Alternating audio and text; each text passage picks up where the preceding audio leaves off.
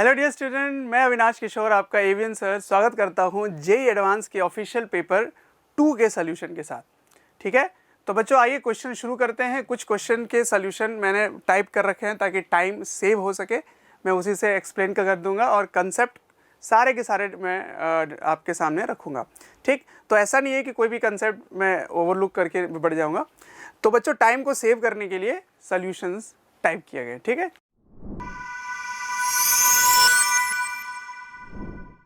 Okay, तो first question कुछ इस तरह से है, आप पढ़ ले, मैं पढ़ के टाइम वेस्ट नहीं करूँगा, पढ़ लिए होंगे आप। ठीक है, अब देखो यहाँ से अप्रोच क्या होगी ये देखते हैं। सुनो, मुझे बताना क्या है, product of x times v y minus y times v x, ये बताना है हमें। सही है, देखो एक तरीका तो इसका ये है कि x डायरेक्शन में जो भी फोर्सेस हैं, जो भी इसकी इनिशियल पोजीशन है, कहाँ गई इनिशियल पोजीशन, ये रही x में, और जो इनिशियल वेलोसिटी है x में, उसको सॉल्व करो। तो फोर्स आपको दिया गया है, मास भी दिया गया है 1 kg, डिवाइड करोगे तो एक्सेलरेशन आ जाएगा। ठीक, तो acceleration as a function of x आ गया, इनिशियल वेलोसिटी पता है, इनिशियल पोजीशन पता है, तो किसी भी t टाइम पर आप इसकी पोजीशन फाइंड कर सकते हैं। ठीक, अब सुनो ध्यान से, z की वैल्यू गिवन है 0.05 मीटर। ठीक है ना, तो यहाँ से टाइम निकाल सकते हो क्योंकि z में कोई फोर्स नहीं है। देखो कोई फोर्स नहीं है।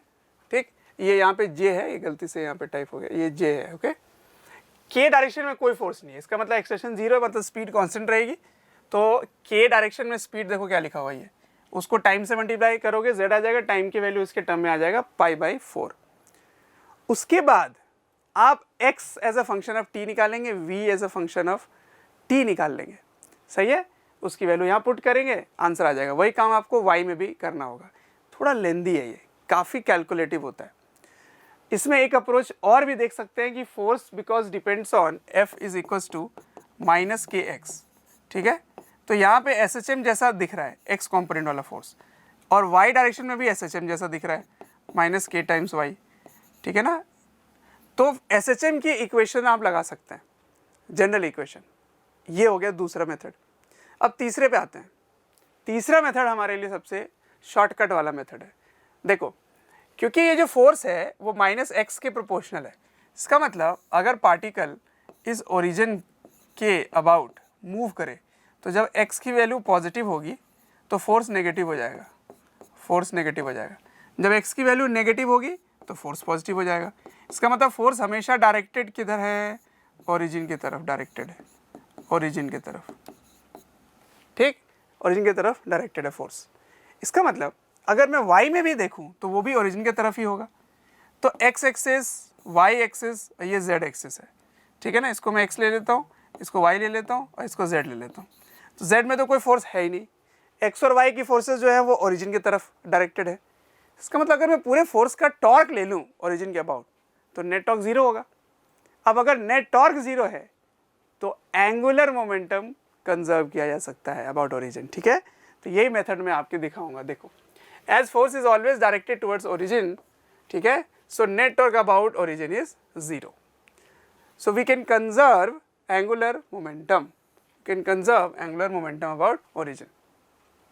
तो initial angular momentum about origin is final angular momentum about origin.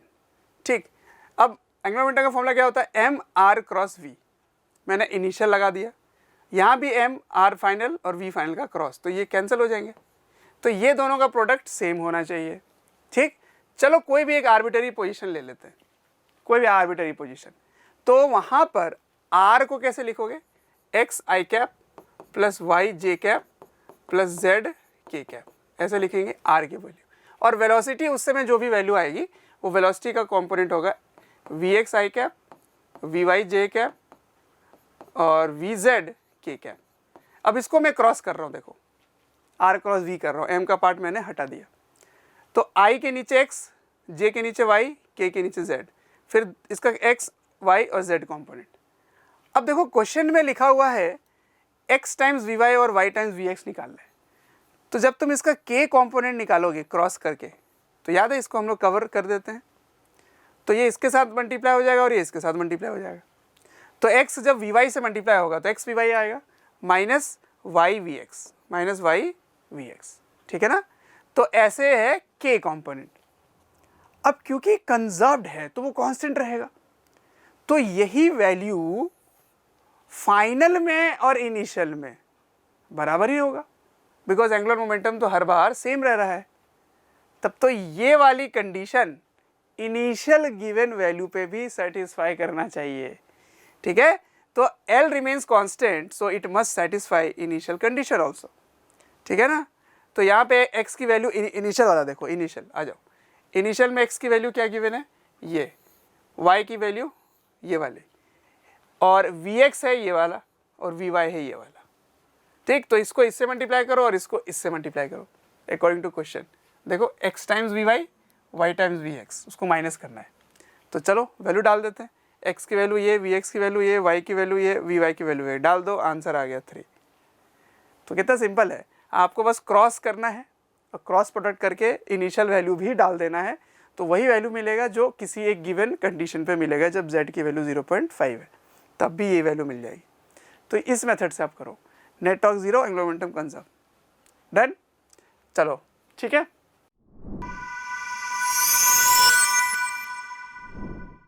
Next question is based on radioactive decay.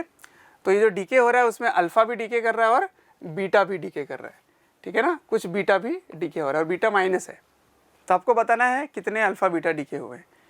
तो बच्चों कंसेप्ट क्या सीखे हैं हम लोग, कोई भी एक एलिमेंट है, सपोज ए एलिमेंट है, इसका मास नंबर और एटॉमिक नंबर ऐसा है, तो यहाँ से जब अल्फा डीके होता है तो इसकी वैल्यू 4 कम हो जाती है और इसकी वैल्यू 2 कम हो जाती है ना, ये बी बन गया मान लो।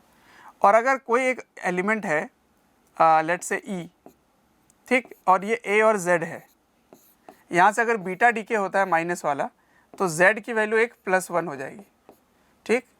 और चलो एफ ले लेते हैं, और ये इसमें कोई चेंज नहीं आएगा, ठीक। तो ये दोनों डीके होने के बाद फाइनली वो ऐसा बन जाता है। तो बताओ कितना डीके हुआ है, तो चलो देख लो, बहुत आसान है, सोल्यूशन में मैं करके रखा हूँ। मान लीजिए n अल्फा डीके हुए हैं, n, तो 4 टाइम्स n माइनस होगा इसमें, है ना, और 2 टाइम्स n एटॉमिक नंबर से माइनस होगा, ठीक है। अब जब इसके बाद अगर बीटा डीके करता है, मान लेते हैं m बीटा डीके हुए m, तो ये जो निकल के आया इसमें तो कोई चेंज होगा नहीं, वो तो वैसा का वैसा रहेगा। और जो नीचे वाला टर्म आया है ना, ये देखो ये वाला टर्म, उसमें m जुड़ जाएगा, क्योंकि m डीके हो रहा है, m उसमें जुड़ जाएगा, ठीक है। अब सुनिए, ये वाला जो फाइनल एलिमेंट है इसमें 230 - 4n की वैल्यू कितना गिवन है, 214। कैसे देखो आओ दिखाता हूँ, ये 214 है और ये 84 है नीचे वाला, तो 214 डाल दो, ठीक, और ये हो जाएगा 84। अब पहले इसको सॉल्व करो, n की वैल्यू निकाल लो, फिर n को यहाँ डाल दो, तो फिर m की वैल्यू भी आ जाएगी, दोनों का रेशियो आ गया, है ना, 4/2 2 आ गया। सही है, सिंपल क्वेश्चन है ये, बहुत ज़्यादा डिफिकल्ट है ही नहीं, ठीक, ओके।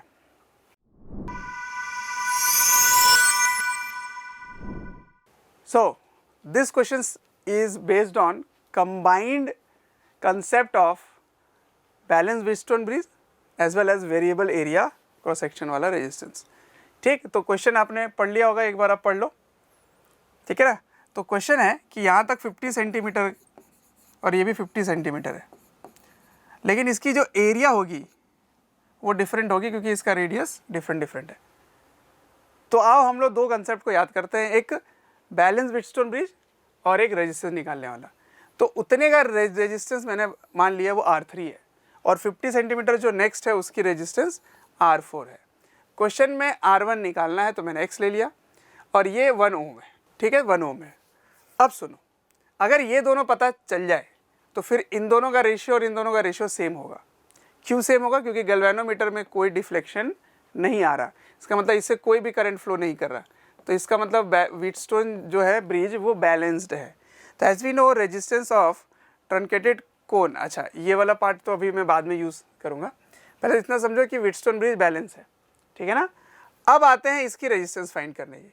तो ट्रंकेटेड कोन ऐसा होता है, ये हमने पढ़ रखा होगा कि इसकी रेडियस अगर a है और इसकी रेडियस अगर b है तो इसका रेजिस्टेंस क्या होता है, इसका रेजिस्टेंस होता है रो L पाई AB, ठीक है ना, ये L है, ठीक।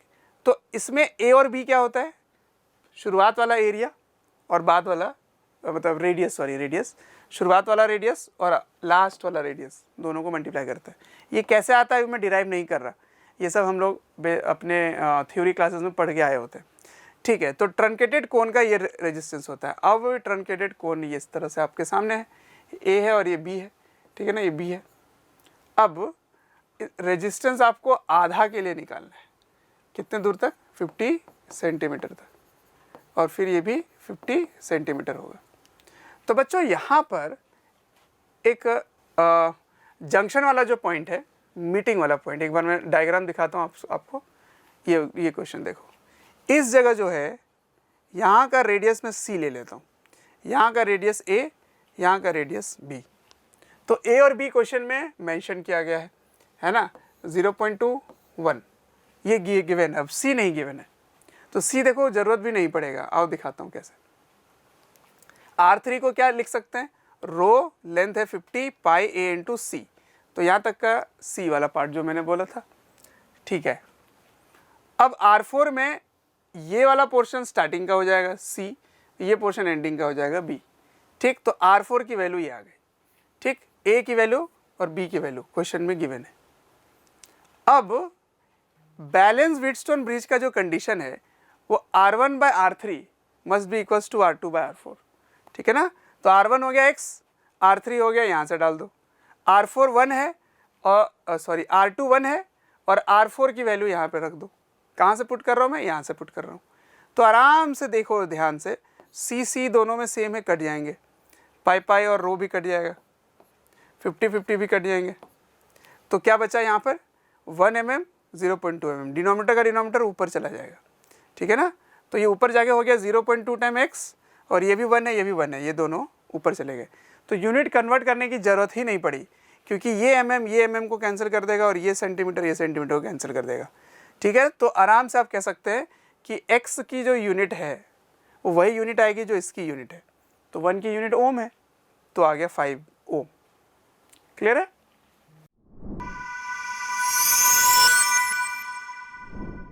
Okay, so this question is based on units and dimension concept, ठीक है ना। तो क्वेश्चन आप पढ़ लीजिए क्या क्या लिखा हुआ है।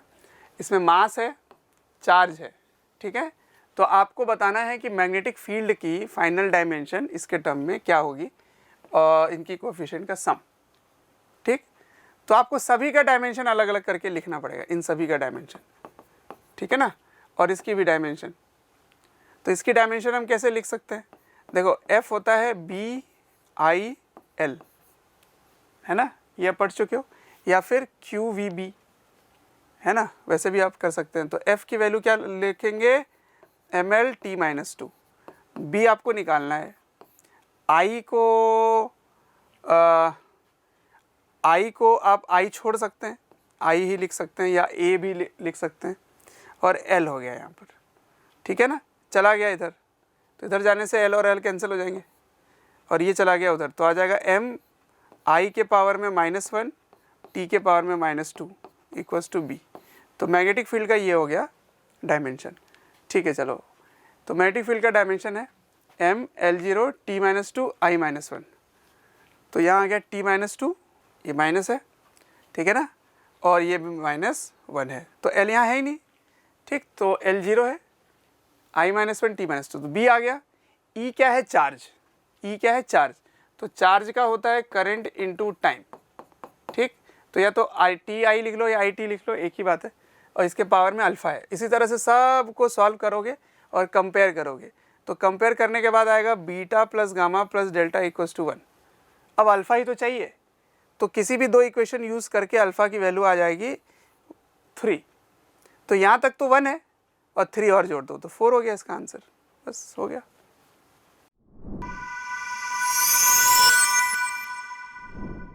ओके, नेक्स्ट क्वेश्चन आपके सामने इस तरह से है, आप एक बार पढ़ लीजिए क्या लिखा हुआ है, ठीक। यहाँ पे एक यूनिट ऑफ स्लैब है जिसमें एयर μ1 μ2, फिर से नया यूनिट चालू हो जाता है, एयर μ1 μ2, फिर एयर μ1 μ2, ऐसे ऐसे करते करते n नंबर ऑफ यूनिट्स है। तो बताना है कि अगर after crossing n number of units L की वैल्यू 8/√3 है, ये वाली वैल्यू, यहाँ से कैलकुलेट किया गया है 8/√3। तो बताओ कितने नंबर ऑफ स्लैब्स है, नहीं मतलब यूनिट्स कितने हैं। चलो इसको डायग्राम को सॉल्व करते हैं। सबसे पहले रिफ्रैक्शन का एंगल ऑफ रिफ्रैक्शन निकालना है स्नेल्स लॉ के अकॉर्डिंग। तो स्नेल्स लॉ क्या कहता है कि यहाँ पे आप इंसिडेंट करो, ये एंगल ऑफ इंसिडेंस है और ये एंगल ऑफ रिफ्रैक्शन है।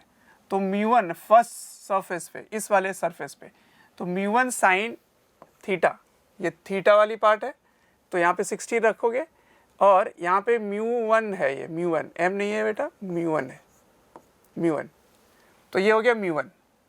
ठीक, तो μ1 की वैल्यू कितना है, √3/2। तो साइन थीटा आपकी वैल्यू निकल आ जाएगी, देखो कैसे, √3/2 और इसको उधर भेजोगे तो रेसिप्रोकल हो जाएगा, तो ये कट जाएंगे और 1/√2 ये आकर नीचे आ जाएगा। तो 1/√2 साइन थीटा 1 है, तो थीटा 1 की वैल्यू क्या हो गई, 45 डिग्री। तो ये पैरेलल स्लैब होने के कारण ये भी थीटा 1 होगा। फिर यहाँ पे स्नेल्स लॉ लगाओ, तो स्नेल्स लॉ में μ1 ये यूज़ करोगे, μ2 इसको यूज़ करोगे। ठीक, तो μ1 sine theta 1 equals to μ2 sine theta 2।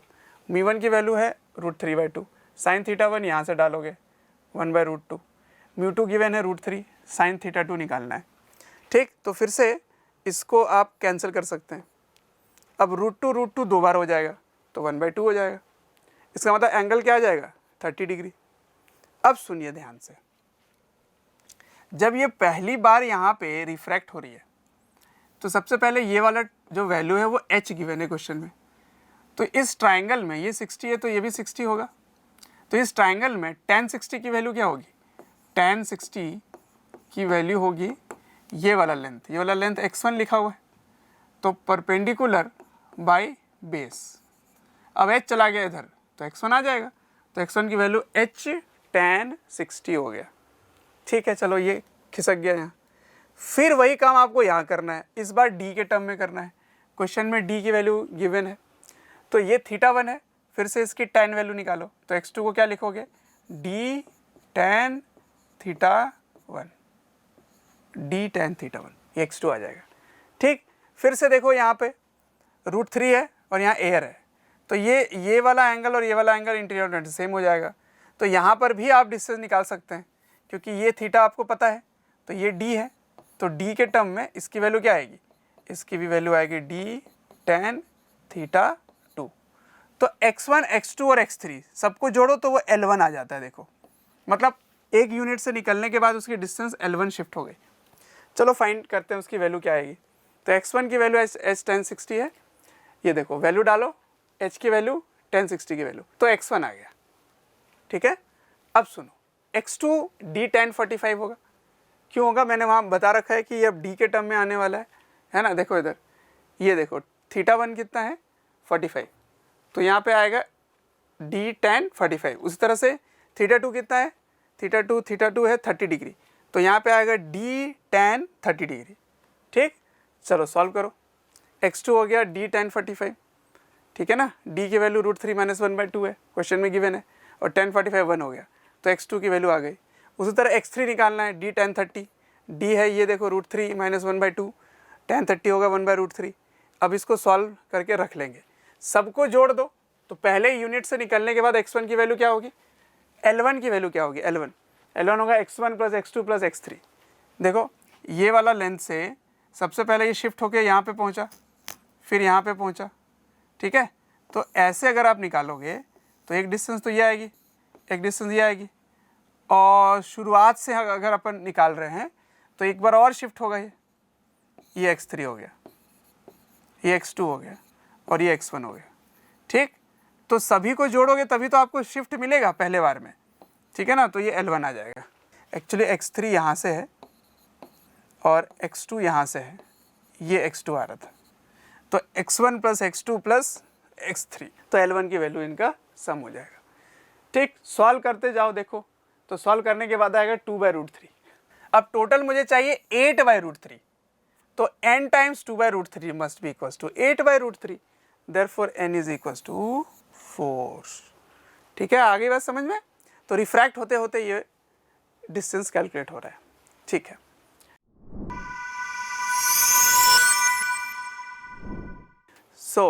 Question पढ़ो। आपको बताना है कि नीचे वाला जो कोन है उससे कितना फ्लक्स जा रहा है। देखो कंसेप्ट पे आते हैं। कंसेप्ट ये है कि अगर चार्ज यहाँ रखा हुआ है, ठीक है ना, तो इससे फ्लक्स या फील्ड लाइंस चारों तरफ निकलती है ऐसे, है ना, चारों तरफ निकलती है।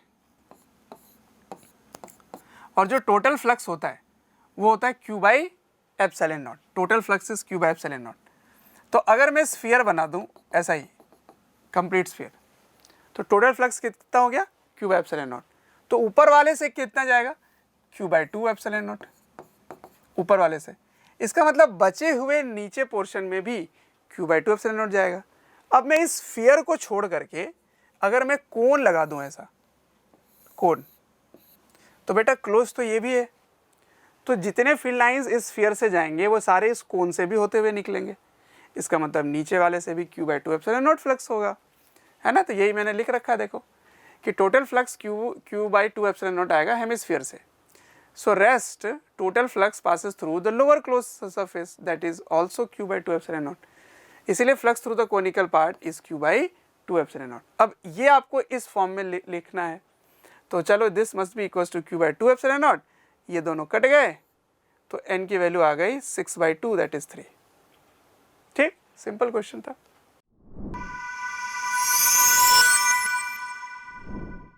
तो एक क्वेश्चन फिर है हमारे पास इस तरह से, एक बार आप पढ़ लो, बहुत ही बढ़िया सा क्वेश्चन बनाया इन्होंने। ठीक, चलो देखो, इसमें लिखा है कि हुक्स लॉ ओबे रहेगा। इसका मतलब क्या है कि stress is directly proportional to strain रहेगा। ठीक है, अगर ऐसी बात है तो एक बार देखते हैं time period of oscillation of spring block system क्या होता है। टाइम पीरियड होता है 2 pi root under m by k, ये होता है, ठीक है ना।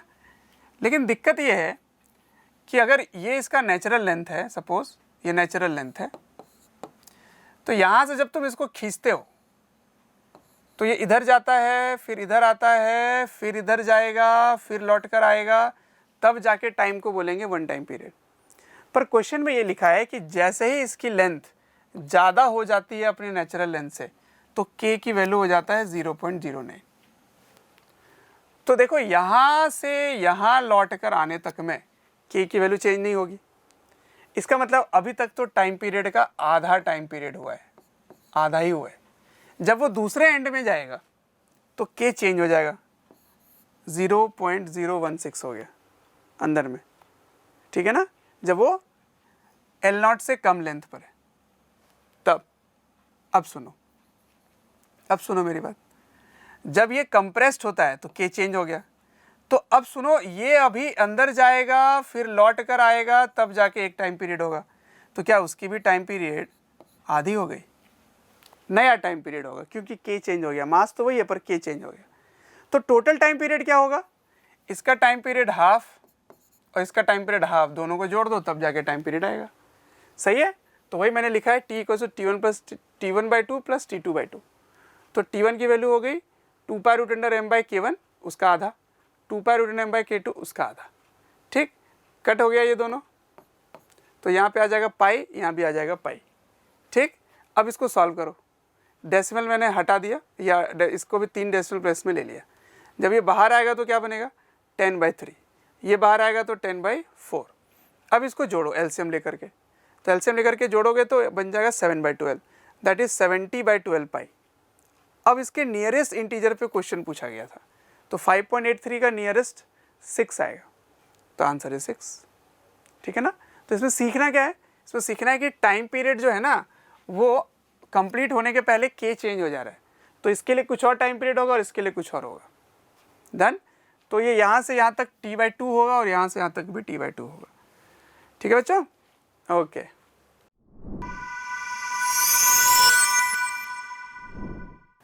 तो ये क्वेश्चन पे ध्यान दो, आप क्वेश्चन पहले पढ़ लीजिए, स्क्रीन पर है आपके सामने। ठीक है, मैं सीधा सोल्यूशन पे आता हूँ।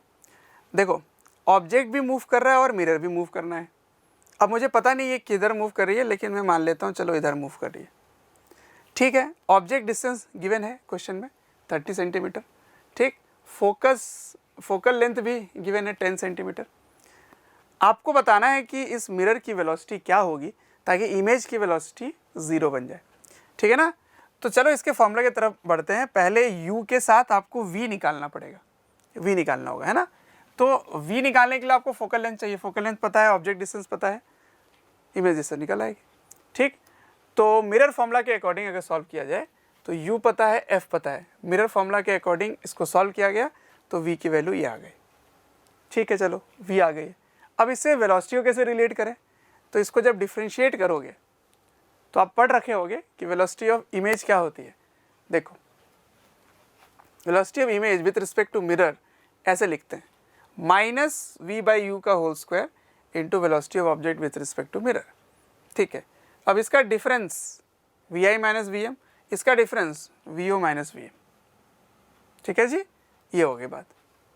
अब सुनिए ध्यान से, सब कुछ पता है आपको, सब कुछ, ले इस इमेज की वेलोसिटी जीरो पाना है, ऑब्जेक्ट की वेलोसिटी गिवन है, यहाँ भी मिरर की वेलोसिटी आ गई। देखो वेक्टर फॉर्म में मैं लिख रहा हूँ, कंप्लीट, अपने आप ही डायरेक्शन मिल जाएगा।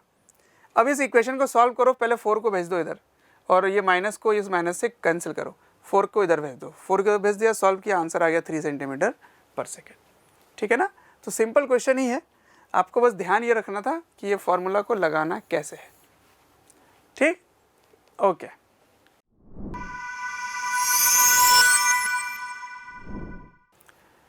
ऑलराइट, ये क्वेश्चन देखो, क्वेश्चन को एक बार अच्छे से रीड करो। अब आपको 4 ऑप्शन के अकॉर्डिंग इसको सॉल्व करके बताना है। ठीक है ना, तो क्वेश्चन पढ़ लिया आपने। अब इसका अप्रोच जो भी होगा, क्या क्या निकालना है, देखो, एक तो निकालना है फील्ड, एक निकालना है पोटेंशियल, एक निकालना है टोटल चार्ज, फिर यहाँ पे फील्ड है। तो बच्चों ये स्फीयर है ना, तो स्फीयर के बाहर आने पर ये पॉइंट चार्ज के जैसा बिहेव करता है।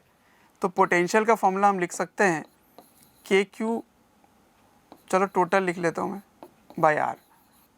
और इलेक्ट्रिक फील्ड का मैं फॉर्मूला यूज़ करूँगा k q total by r square. यहाँ पे के का मतलब है 4 पाई एप्सिलॉन नॉट, क्योंकि क्वेश्चन में भी के लिखा हुआ है, तो ये के नहीं लिखेंगे, 1/4 पाई एप्सिलॉन नॉट लिखेंगे, क्योंकि यहाँ पे एक के है और इसके वाले में भी एक के है। ये के जो है वो यहाँ लिखा हुआ है कि वेयर के इज़ पॉजिटिव, है ना, इसलिए वो के मत यूज़ करना। तो मतलब सारा क्वेश्चन जो है हमें चार्ज निकालने पर पूछा गया है, तो टोटल चार्ज आपको निकालना है। ठीक है ना, तो इस पर टोटल चार्ज कैसे निकालेंगे, तो इनके फंक्शंस गिवन है ना, फंक्शंस गिवन है।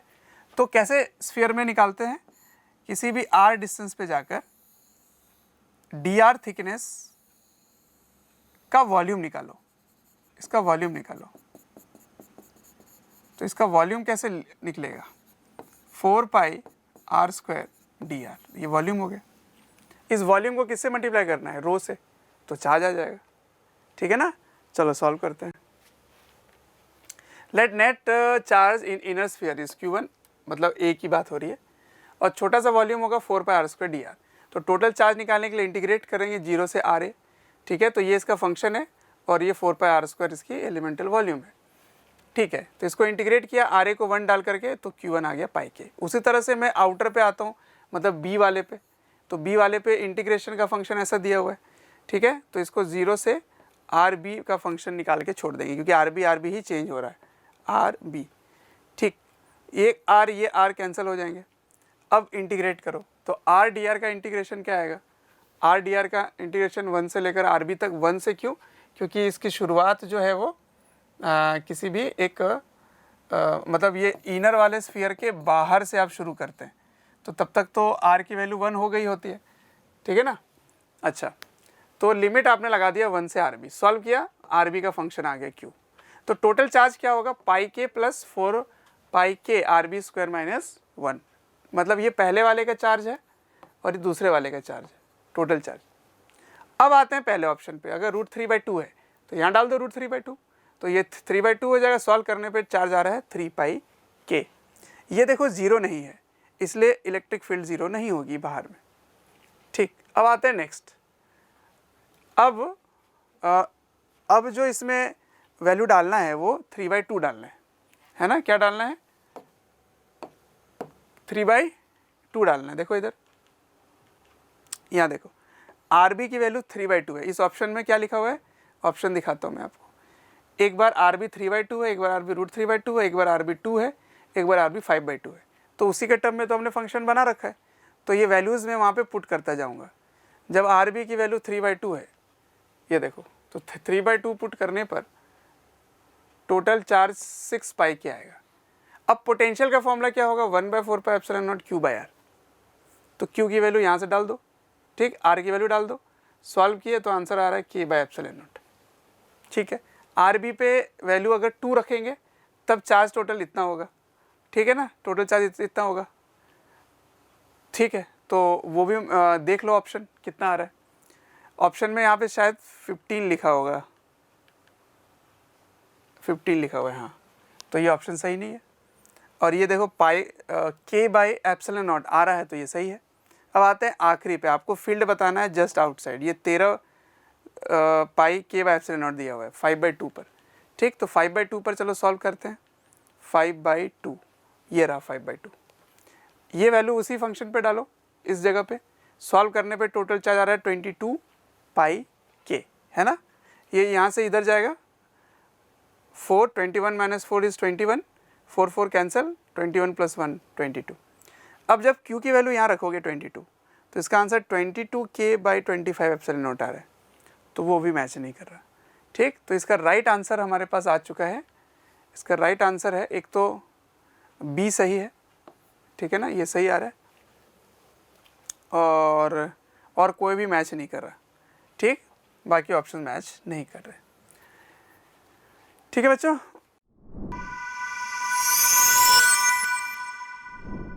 In a circuit 1, circuit 2 shown in the figure, R1, R2 और R3 की सर्किट दिए हुए, जैसे कि आपको ये सर्किट दिखाई दे रहे हैं, ठीक है। And P1 and P2 are the power dissipated in circuit 1 and circuit 2 when the switches S1 and S2 are in open condition respectively, and Q1 and Q2 are the power dissipation in circuit 1 and circuit 2 when the switches S1 and S2 are in closed circuit। देखो question में क्या बोला है कि आपको ये दो circuit दिए हुए हैं, ठीक है ना, एक सर्किट ये गिवन है और एक सर्किट ये गिवन है।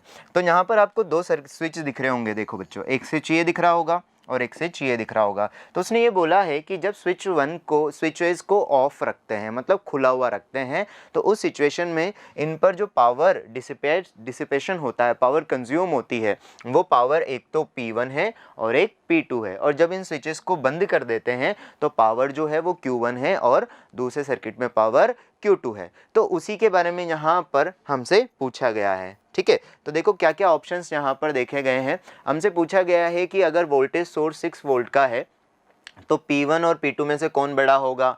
P1 और 2 एम्पियर का करंट सोर्स दिया हुआ है, तो कौन बड़ा हो जाएगा। वोल्टेज सोर्स अगर सर्किट में स्विच ऑफ कर देते हैं, मतलब स्विच को बंद करते हैं, तो क्या क्या कंडीशन आएगी। तो इसके लिए अपन को क्या कर लेना चाहिए, सबसे पहले हम यहाँ पर अगर बात करते हैं तो इन सर्किट्स में यहाँ पर हमें कुछ वैल्यूज़ दी हुई है, R1, R2, R3 की वैल्यू दी हुई है। ये आपको 1 दिया हुआ है, ये आपको 2 दिया हुआ है, ये आपको 3 दिया हुआ है, और R1 जो है यहाँ पर आपको दिया हुआ है 3/2। तो जब सर्किट ऑन रहेगा, जब स्विच ऑफ रहेगा, यानी कि जो करंट होगा यहाँ पर, अगर हम वोल्टेज सोर्स से कोई भी वोल्टेज सोर्स लगाते हैं तो जो भी करंट होगा वो कुछ इस तरीके से जाएगा।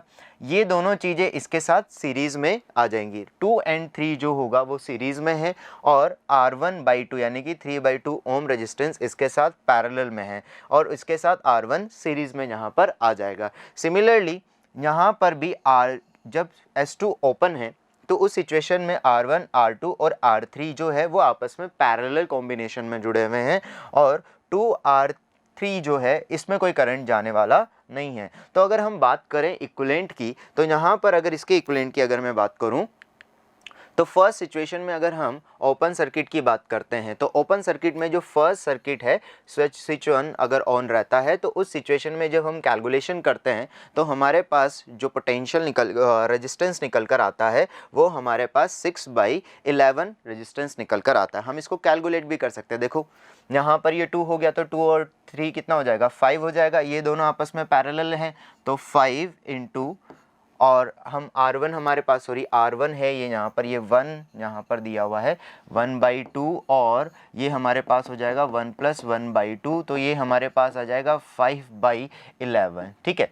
अब 5/11 है आपके पास और 5/11 जो R1 है, तो R1 यहाँ पर कितना दिया हुआ है, 1 ओम दिया हुआ है, तो ये इसके साथ सीरीज़ में है, तो ये कितना बन जाएगा हमारे पास 5/11 यहाँ पर, और ये हमारे पास हो जाएगा 16/11 ओम। तो शुरुआत में जब अगर रेजिस्टेंस की बात करें हम, तो ये हमारे पास यहाँ पर हो जाएगा 16/11 ओम इस सिचुएशन में, है ना। और अब अगर मैं आगे की बात करूं, इस सिचुएशन के बाद अगर मैं नेक्स्ट चीज की बात करूं,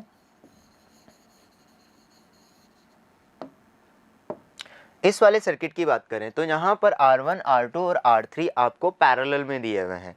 तो पैरेलल में दिए हुए हैं, तो अगर हम इस सिचुएशन में बात करें, तो R इक्विवेलेंट जो आपका इस सिचुएशन में बनने वाला है वो 1/1 + 1/2 + 1/3 बनने वाला है। तो जब आप इसको पूरा सॉल्व करोगे, तो ये हमारे पास निकल के जो वैल्यू आने वाली है, वो वैल्यू हमारे पास 6/11 निकल कर आने वाली, यानी कि यहाँ का रेजिस्टेंस तो 16/11 ओम हो गया और यहाँ का रेजिस्टेंस कितना हो गया, 6/11 ओम हो गया। अब क्योंकि यहाँ पर सेम पोटेंशियल अगर हम लगाते हैं, सेम पोटेंशियल लगाते हैं, तो यहाँ पर जो पावर है, सपोज एक पावर तो आ जाएगी P1, इस जगह पर पावर P2 मानते हैं और इस जगह पर जो पावर है वो P1 कंसिडर की जाएगी।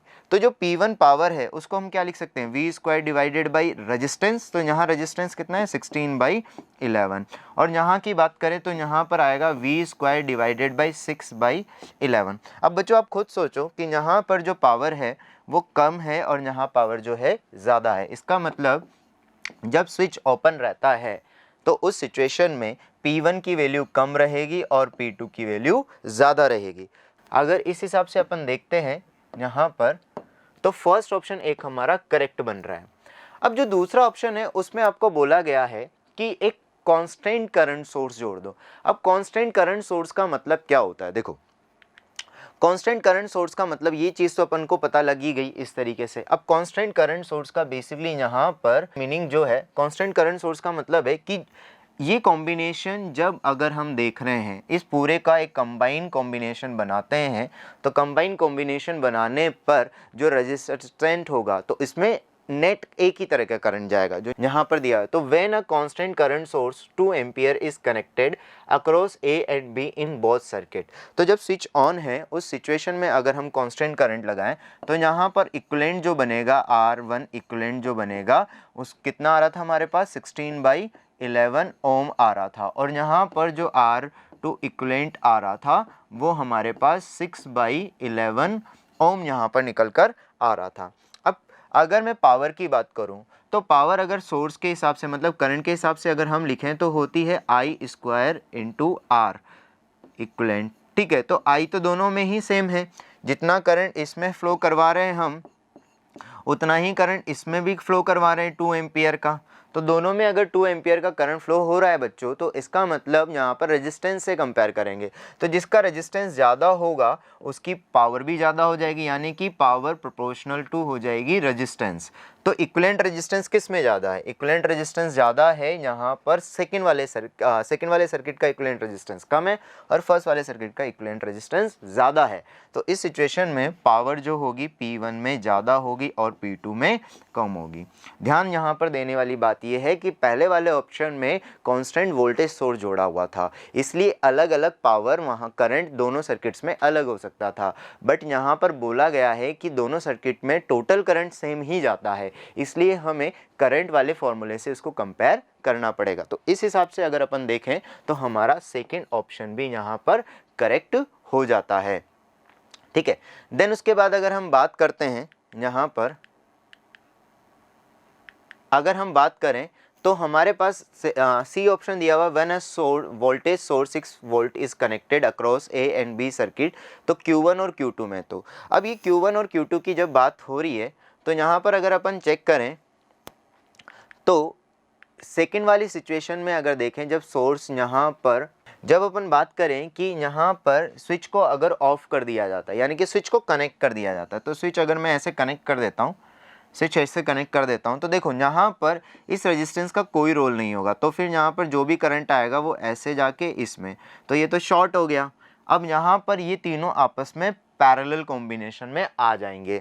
तो इस सिचुएशन में जो अगर रेजिस्टेंस की हम बात करें तो इस सिचुएशन में जो रेजिस्टेंस आएगा आपके पास, तो ये हमें पता था कितना आ रहा था, 2 आ रहा था, ये हमें 3 पता लग रहा था, और यहाँ पर ये हमारे पास 1/2 आ रहा था। तो इस सिचुएशन में इसके लिए जो रेजिस्टेंस बनेगा हमारे पास इक्विवेलेंट, ये रेजिस्टेंस इस वाले केस के लिए अगर अपन बात करें तो ये वापस से कितना निकल कर आ जाएगा, 5 बाई, यहाँ पर अभी थोड़ी देर पहले कैलकुलेट किया था हमने, 5 डिवाइडेड बाई 1/2 और 5 प्लस 1/2, तो ये आपके पास 5/11 निकल कर आ जाएगा। तो यहाँ रेजिस्टेंस हो गया 5/11।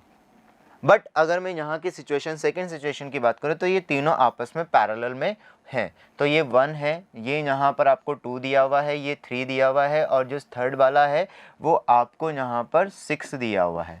तो आप जब इसको पूरा सॉल्व करोगे, सारे के सारे पैरेलल कॉम्बिनेशन में हैं, जब आपको सॉल्व करोगे तो ये 1/1 प्लस 1/2 प्लस 1/3 प्लस 1/6, तो ये overall 1/r equivalent to second वाले के लिए जब सॉल्व करोगे तो आपके पास ये जो वैल्यू निकल कर आएगी ये 2 ओम निकल कर आएगी। अब आप सोचो अगर सेम पोटेंशियल अपन अप्लाई करते हैं तो सेम पोटेंशियल अप्लाई करने पर एक ही सिचुएशन अपने पास आ रही है कि जो पावर है वो होती है v² divided by r equivalent. तो अगर दोनों में सेम पोटेंशियल अप्लाई कर दिया तो पावर जो होगी वो इन्वर्सली प्रोपोर्शनल आ जाती है r इक्वलेंट के। तो r जिसका ज़्यादा होगा यहाँ पर उसी सिचुएशन में पोटेंशियल पावर ड्रॉप ज़्यादा होगा। तो अगर अपन फर्स्ट केस के लिए बात करें तो ये तो जब ऑन था, स्विच ऑन था, स्विच को हमने ऑन कर दिया तो ये आ रहा था। जब स्विच ऑफ था उस सिचुएशन में हमारे पास आपको पता हो तो यहाँ पर जो वैल्यू निकल कर आई थी वो हमारे पास 16/11 निकल कर आई थी। ठीक है, ये वैल्यू हमारे पास निकल कर आई थी।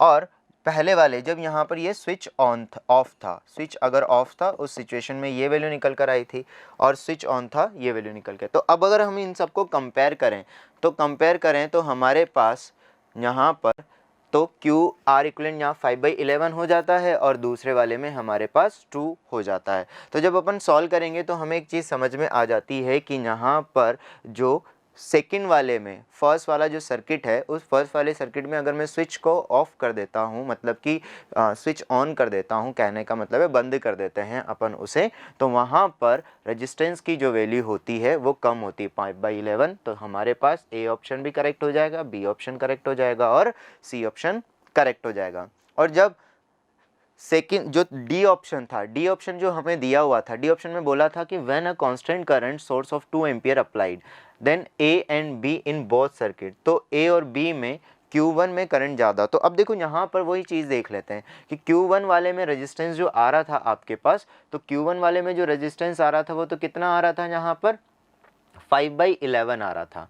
ठीक है, जबकि Q2 वाले में जो आ रहा था रेजिस्टेंस वो यहाँ पर आपके पास 2 आ रहा था। तो जब आप सॉल्व करोगे ना तो यहाँ पावर जो आ रही है v² डिवाइड बाई यहाँ वैल्यू अलग आएगी, और इस सिचुएशन में जो वैल्यू आ रही है वो अलग निकल कर आ रही है। ठीक है, तो इसका मतलब यहाँ पर वैल्यू क्या हो जाएगी, ये वैल्यू अलग हो जाएगी और वो वैल्यू अलग हो जाएगी। तो यहाँ पर वैल्यू कम आ रही, यहाँ वैल्यू ज़्यादा आ रही है और यहाँ वैल्यू कम, तो ये यहाँ पर ऑप्शन गलत हो जाएगा। तो इसका मतलब यहाँ पर क्या बनेगा, ए और बी सी ऑप्शन बन जाएंगे।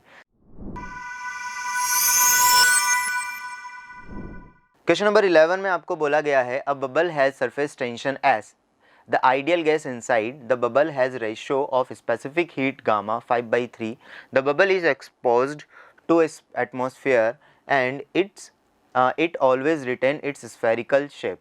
When the atmospheric pressure is PA1, the radius of bubble is found to be R1 and the temperature of the enclosed gas is T1. When the atmospheric pressure is PA2, the radius of bubble and the temperature of the enclosed gas are R2, T2 and respectively. Which of the following correct? तो देखो question में क्या बोला गया, question में बोला गया है कि एक बबल है, उस बबल की सरफेस टेंशन आपको कितनी बोली गई है, यहाँ पर S सरफेस टेंशन बोली गई है, और उसके अंदर एक जो गैस भरी हुई है उसके लिए स्पेसिफिक हीट जो यहाँ पर गामा दिया हुआ है आपको 5/3 दिया हुआ है, और बबल को के बाहर जो एटमॉस्फेयर है उसका एटमॉस्फेयर का प्रेशर अगर PA1 है तो उसकी शुरू में रेडियस R1 है, और अगर एटमॉस्फेयर और अंदर जो टेम्परेचर है गैस का जो टेम्परेचर है वो आपको T1 दिया हुआ है। अब बोला गया है कि अगर बाहर प्रेशर Pa2 हो जाता है और रेडियस उसकी, तो हमें बताना है कि उसकी नई रेडियस जो होगी वो R2 है और जो नया टेम्परेचर है वो T2 है। तो इन उसमें आपस में क्या रिलेशन हो सकता है, तो ऑप्शन से चेक करते हैं। पहला ऑप्शन इसमें बोला है if the surface of the bubble is perfectly heat insulator. देखो बच्चों, अगर हीट इंसुलेटर बोला गया है, कोई भी अगर ये बबल दिया हुआ है अपने पास, अब ये अगर हीट इंसुलेटर बोला गया है, यानी कि बाहर वाली एनर्जी अंदर नहीं जा सकती और अंदर वाली एनर्जी बाहर नहीं जा सकती है, ठीक है, यानी कि ये एडियाबैटिक प्रोसेस की तरह काम कर रही होगी। अब एडियाबैटिक प्रोसेस होती है तो बच्चों आपको पता है एडियाबैटिक प्रोसेस में हम जो इक्वेशन लिखते हैं वो लिखते हैं P1 V1 gamma equals to P2 V2 gamma, ठीक है। गामा आपको दिया हुआ है यहाँ पर 5/3। जब अपन इसको सॉल्व करते हैं तो हमारे पास यहाँ पर ये वैल्यू निकल कर आती है। अब V1 यहाँ पर क्या हो जाएगा, वॉल्यूम की अगर अपन बात करें तो V1 यहाँ पर वॉल्यूम यहाँ दिया हुआ है और वॉल्यूम जो होता है बेसिकली आपको पता है 4π/3 R³ होता है, ठीक है। तो V जो यहाँ पर आएगा वो हम बोल सकते हैं डायरेक्टली प्रोपोर्शनल टू R³ हो जाएगा, ठीक है। तो जब हम इसको पूरा सॉल्व करते हैं तो पूरा सॉल्व करने पर हमारे पास P1, अच्छा अब P1 क्या है, P1 है इनसाइड वाला प्रेशर, है ना। P1 जो है यहाँ पर गैस का जो बबल है, इस बबल के इनसाइड का प्रेशर है। तो इनसाइड वाला जो प्रेशर है, अब बाहर प्रेशर कुछ दिया हुआ है एटमॉस्फेरिक प्रेशर, अंदर कर्व सरफेस और सरफेस टेंशन दी, तो हम यहाँ एक्सेस प्रेशर के थ्रू अंदर का प्रेशर चेक करेंगे, जो कि क्या होता है आपको अगर पता हो तो P एक्सेस, हम लोग जानते हैं कि P एक्सेस प्रेशर जो होता है वो होता है इनसाइड माइनस आउटसाइड, इनसाइड ज़्यादा होना चाहिए और ये होता है यहाँ पर 4T/R इक्वल्स टू P इन और ये प्लस P ऐसे आ जाएगा। तो इनसाइड प्रेशर जो हम लिखेंगे वो लिखेंगे P0 plus 4T/R equals to P in, ठीक है। तो ये अपने पास आ जाएगा। तो इन की जगह जो P1 और P2 की जगह है वहाँ पर अपन ने क्या लिख दिया, atmospheric pressure plus 4SR/R1 Pa2 plus 4SR2, ठीक है। और यहाँ R2 और R1 की जगह अपन ने लिख दिया यहाँ 3 × 5/3, 5/3 तो गामा हो गया और जो 3 आया है वो किसकी वजह से आया है, क्योंकि वॉल्यूम को हमने रेडियस से रिप्लेस किया है तो रेडियस की पावर 3 भी यहाँ निकल कर आएगी। तो अपन जब इसको पूरा सॉल्व करते हैं तो हमारे पास कुछ सॉल्यूशन ये रिजल्ट निकल कर आता है। तो जब ये रिजल्ट निकल कर आता है तो हमें ये देखना है कि ये रिजल्ट देखते हैं किससे मैच कर रहा है। तो फर्स्ट वाला जो ऑप्शन है उसमें कुछ ऐसा दिया हुआ है, तो R1/R2, ठीक है। तो ये वाला तो हमारे पास करेक्ट हो नहीं रहा है। ए और बी वाले ऑप्शन में इंसुलेटर की तरह काम में लेना है और सी और डी वाले में यहाँ पर किसकी तरह काम में लेना है, सी वाले में। डी वाला जो है वो परफेक्टली यहाँ पर हीट इंसुलेटर, जो डी वाला है इसमें दिया हुआ है कि हीट एक्सचेंज यहाँ पर हो जाएगी। तो अब अगर अपन देखें तो एक तो इसका ऑप्शन ये वाला हो जाएगा, तो ए तो इनकरेक्ट हो जाएगा जो, क्योंकि यहाँ पर आ इस तरीके से रहा है। अब अगर एडियाबैटिक प्रोसेस की बात करें तो टेम्परेचर के बीच का रिलेशन अगर दिखें तो टेम्परेचर के बीच का रिलेशन हम ऐसे चेक कर सकते हैं, है ना। कैसे निकाला है ये, पी वी गामा कांस्टेंट रहेगा और P V is equals to NRT से। तो P V is equal to NRT को जब अपन मर्ज करते हैं तो हमारे पास ये इक्वेशन निकल कर आ जाती है। अब ये इक्वेशन जब निकल कर आती है तो हमारे पास यहाँ T2/T1, ये इन्वर्स रेशो से जब हम इसको पूरा सॉल्व करेंगे तो हमारे पास ये चीज़ निकल कर आएगी। वही चीज़ की है, हमने सिर्फ P1 और P2 की वैल्यू लिखी है और T1 और T2 को आपस में रिलेट किया है, ठीक है। तो यहाँ पर अपन देखेंगे तो हमारे पास जो डी ऑप्शन है वो इसका करेक्ट हो जाएगा। अब एक और चीज़ की बात करें तो यहाँ पर एडियाबैटिक प्रोसेस है, तो एडियाबैटिक प्रोसेस में हीट एक्सचेंज तो हो नहीं पाएगी। हीट एक्सचेंज नहीं हो पाएगी तो यहाँ पर जो चेंज इन इंटरनल एनर्जी और चेंज इन वर्क डन जो, या वर्क डन जो होगा वो ज़ीरो होगा। यानी कि अगर कुछ वर्क डन हो रहा है तो इंटरनल एनर्जी में भी कुछ ना कुछ चेंज होगा। तो अगर, अब इसका मतलब आप कैसे समझ सकते हो कि रेडियस चेंज हुई है तो कुछ ना कुछ तो वर्क डन हुआ ही होगा। अब रेडियस चेंज हुई है तो कुछ वर्क डन अगर हुआ है तो इंटरनल एनर्जी में भी चेंज हुआ होगा दोस्तों। क्यों?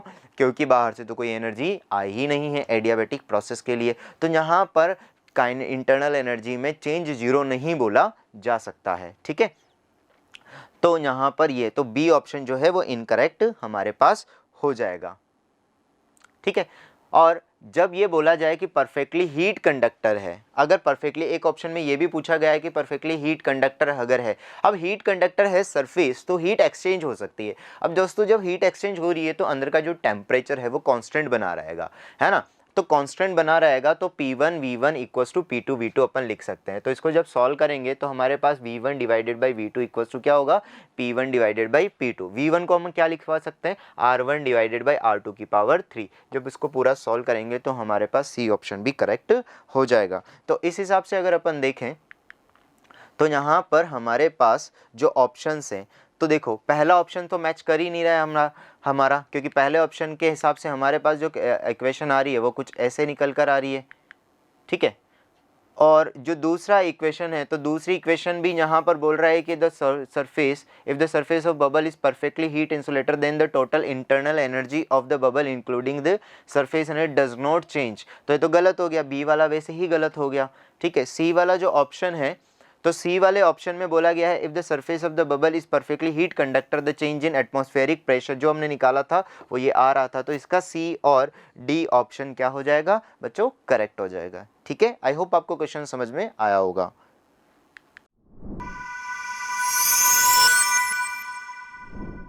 नेक्स्ट क्वेश्चन आपको बोला गया है कि a disc of radius R with uniform positive charge density sigma is placed on xy plane with its center at origin.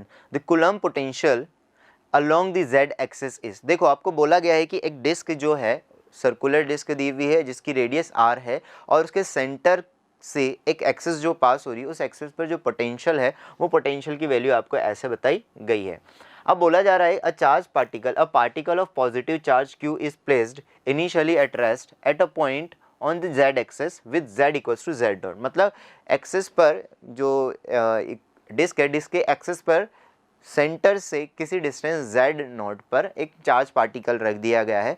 तो उस चार्ज पार्टिकल पर एक तो कूलम्ब फोर्स तो लग ही रहा है ना, कूलम्ब फोर्स लग रहा है, उसके साथ साथ एक और फोर्स बताया गया है जो लग रहा है माइनस के कैप, माइनस सी के कैप। माइनस सी के कैप का मतलब क्या हो गया कि जो पॉजिटिव चार्ज है उस पर तो फोर्स लग रहा होगा इधर वाली पॉजिटिव एक्स डायरेक्शन में इस तरफ, और एक चार्ज फोर्स लग रहा होगा एक्सटर्नल वाला वो इस डायरेक्शन में लग रहा होगा, और एक इलेक्ट्रोस्टैटिक फोर्स इस तरफ लग रहा है, मतलब वो चार्ज पार्टिकल के बाद दो फोर्स यहाँ पर आ रहे हैं, ठीक है। तो उसी से रिलेटेड अपन को यहाँ पर क्वेश्चन पूछा गया। अब देख लेते हैं, एक बार ऑप्शंस देख लेते हैं कि क्या क्या ऑप्शंस अपने पास दिए हुए, उसी के हिसाब से अपन क्वेश्चन करना शुरू करेंगे। तो ऑप्शन में दिया गया है कि बीटा यहाँ पर एक कंडीशन दी हुई है 2C epsilon not Q divided by sigma. ये आगे चल के कोई वैल्यू बनेगी, एक एक्सप्रेशन बन जाएगा जिसको अपन बीटा की टर्म्स में लिख लेंगे, कोई दिक्कत वाली बात नहीं है उसमें।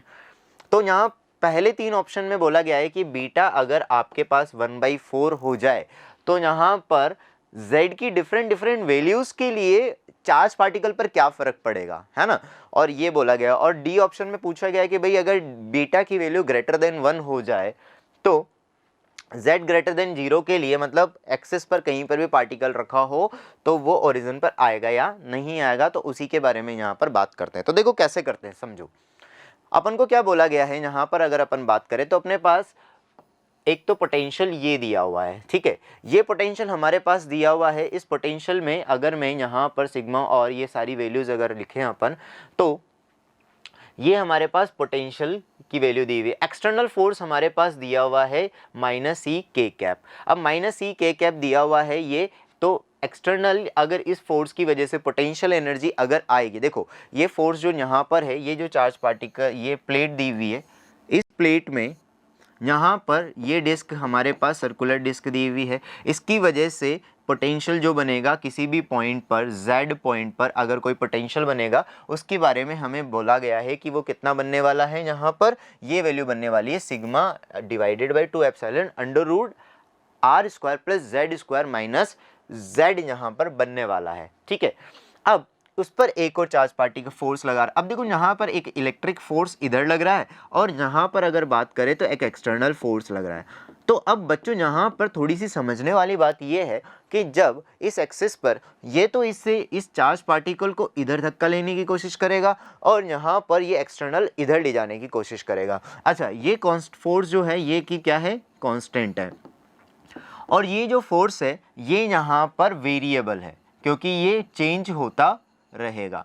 अब यहाँ पर ऐसी एक ना एक पॉइंट कोई ऐसा जरूर होगा जहाँ पर नेट फोर्स क्या हो जाए बच्चों, जीरो हो जाए। एक ऐसा फोर्स जहाँ जरूर होगा जहाँ पर नेट फोर्स क्या हो जाए, जीरो हो जाए, क्योंकि दो फोर्स लग रहे हैं तो नेट फोर्स जीरो हो सकता है और अपोजिट डायरेक्शन में है। तो अब वो कैसे पता लगाएं कि नेट फोर्स जीरो हो सकता है? तो इसका क्या तरीका है, अपन क्या कर सकते हैं, अगर अपन पास टोटल पोटेंशियल एनर्जी पता लग जाए तो उस पोटेंशियल एनर्जी को अपन क्या कर देंगे, डिफरेंशिएट कर देंगे z के रेस्पेक्ट में।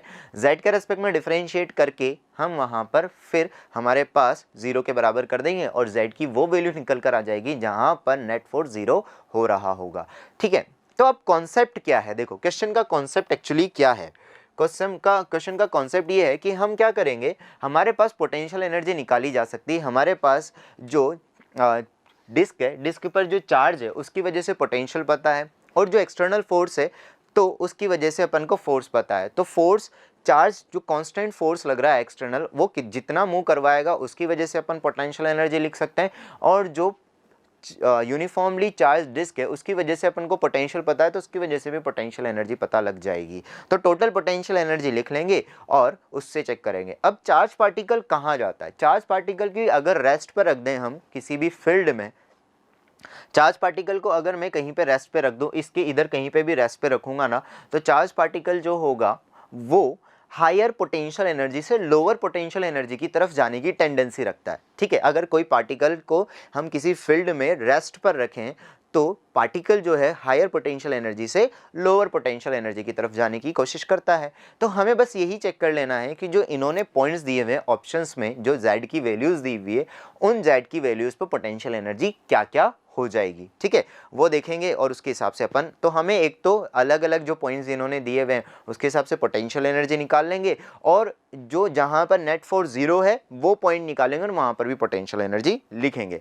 ठीक है, तो देखो यहाँ पर ये हमारे पास ओवरऑल पोटेंशियल एनर्जी, तो इस जगह की अगर मैं बात करूं तो यहाँ पर ये हमारे पास ओवरऑल पोटेंशियल एनर्जी हमारे पास दी हुई है, और बीटा की वैल्यू भी हमें कितनी दी हुई है, 1/4 दी हुई है। बीटा की जो हमारे पास पहले से दिया हुआ था तो उसके हिसाब से अपन यहाँ पर वैल्यू पुट करके लिख लेंगे। तो जब हमारे पास पोटेंशियल एनर्जी ओवरऑल यहाँ पर आ चुकी है तो अगर बीटा की वैल्यू हम 1/4 ले लेते हैं और z की वैल्यू 0, z की वैल्यू 0 का मतलब अगर मैं इस जगह पर z की वैल्यू अगर 0, यानी कि इस जगह पर अगर z = 0 दिया हुआ है, इस जगह पर इन सबको एक बार के लिए मैं हटा देता हूँ।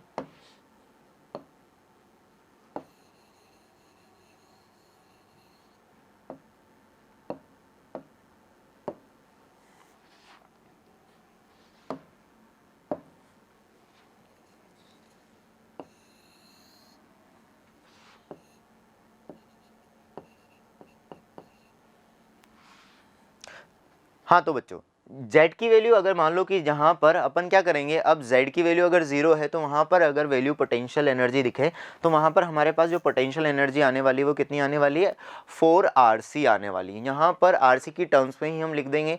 तो यहाँ पर जो पोटेंशियल एनर्जी होने वाली इस जगह पर, ये पोटेंशियल एनर्जी कितनी होने वाली है, 4RC रहने वाली है।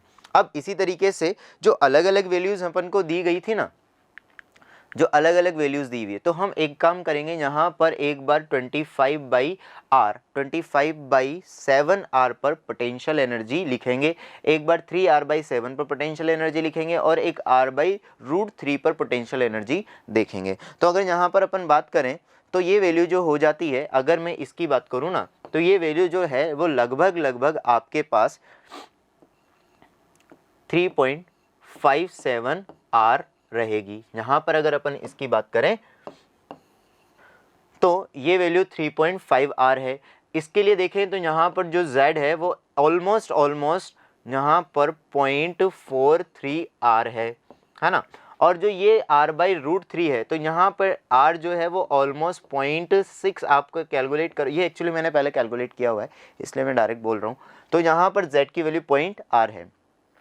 इसके बाद जब आप यहाँ पर पोटेंशियल, तो यानी कि ये तीन वैल्यूज़ अपने पास, z की ये तीन वैल्यूज़ है, इसी पर अपन को पोटेंशियल एनर्जी चेक करनी है। तो z की वैल्यू अगर आपको देखोगे तो सबसे जो बड़ी z की वैल्यू आ रही थी वो ये आ रही थी, z = 2.57, ठीक है। उसके बाद अगर अपन बात करें तो z की एक वैल्यू जो निकल कर आ रही थी वो आपके पास आ रही थी z इक्वल्स टू 0.43, एक z की वैल्यू आपके पास निकल कर आ रही थी 0.6r, ये यहाँ पर ये वैल्यू हमारे पास निकल कर आ रही थी, ठीक है। तो इन सब जगह पर अगर अपन पोटेंशियल एनर्जी देखते हैं तो पोटेंशियल एनर्जी में जब मैं ये फॉर्मूला यूज़ करूँगा और इनमें बीटा की वैल्यू 1/4 और z की सारी वैल्यूज़ पुट करते हैं तो हमारे पास जो वैल्यूज़ निकल कर आ जाती है वो वैल्यूज़ क्या क्या निकल कर आती है। यहाँ पर जो पोटेंशियल एनर्जी निकल कर आती है वो पोटेंशियल एनर्जी हमारे पास 4.14 RC निकल कर आती है। हम यहाँ पर RC की टर्म्स में निकाल रहे हैं, एक फॉर्मेट में निकल जाएगा, कॉमन अपन को कंपेयर ही करना है ना। उसके बाद अगर अपन बात करें इस जगह पर तो इस जगह पर जो पोटेंशियल एनर्जी आती है वो 3RC निकल कर आती है। इस जगह की अगर बात करें तो यहाँ पर जो पोटेंशियल एनर्जी निकलेगी बच्चों वो निकल कर आती है 2.89 RC के आसपास, ठीक है।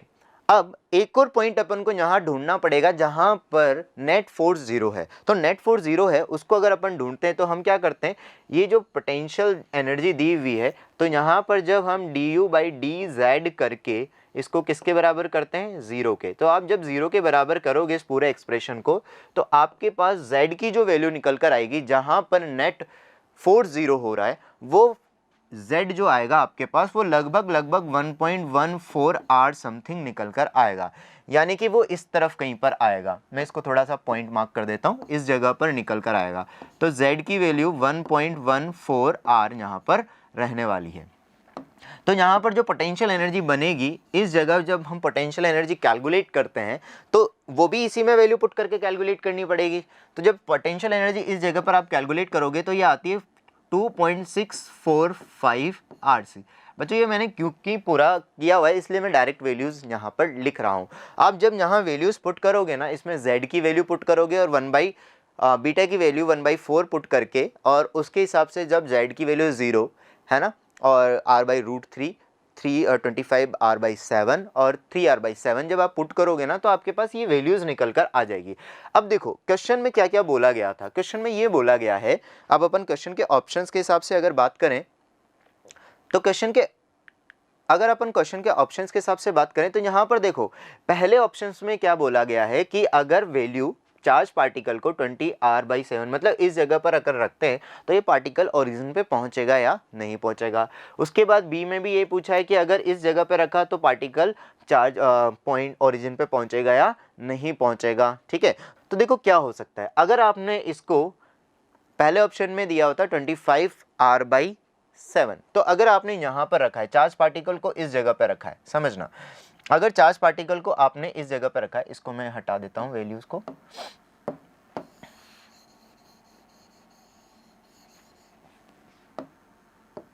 अगर आपने चार्ज पार्टिकल को इस जगह पर रखा हुआ है और रेस्ट पर है तो यहाँ काइनेटिक एनर्जी क्या है शुरू में 0, तो यहाँ पर काइनेटिक एनर्जी 0 है। अब क्योंकि चार्ज पार्टिकल की काइनेटिक एनर्जी 0 है बट उसके पास कुछ पोटेंशियल एनर्जी है और ओरिजिन की बात करें तो ओरिजिन पर पोटेंशियल एनर्जी जो आ रही है वो आ रही है 4RC।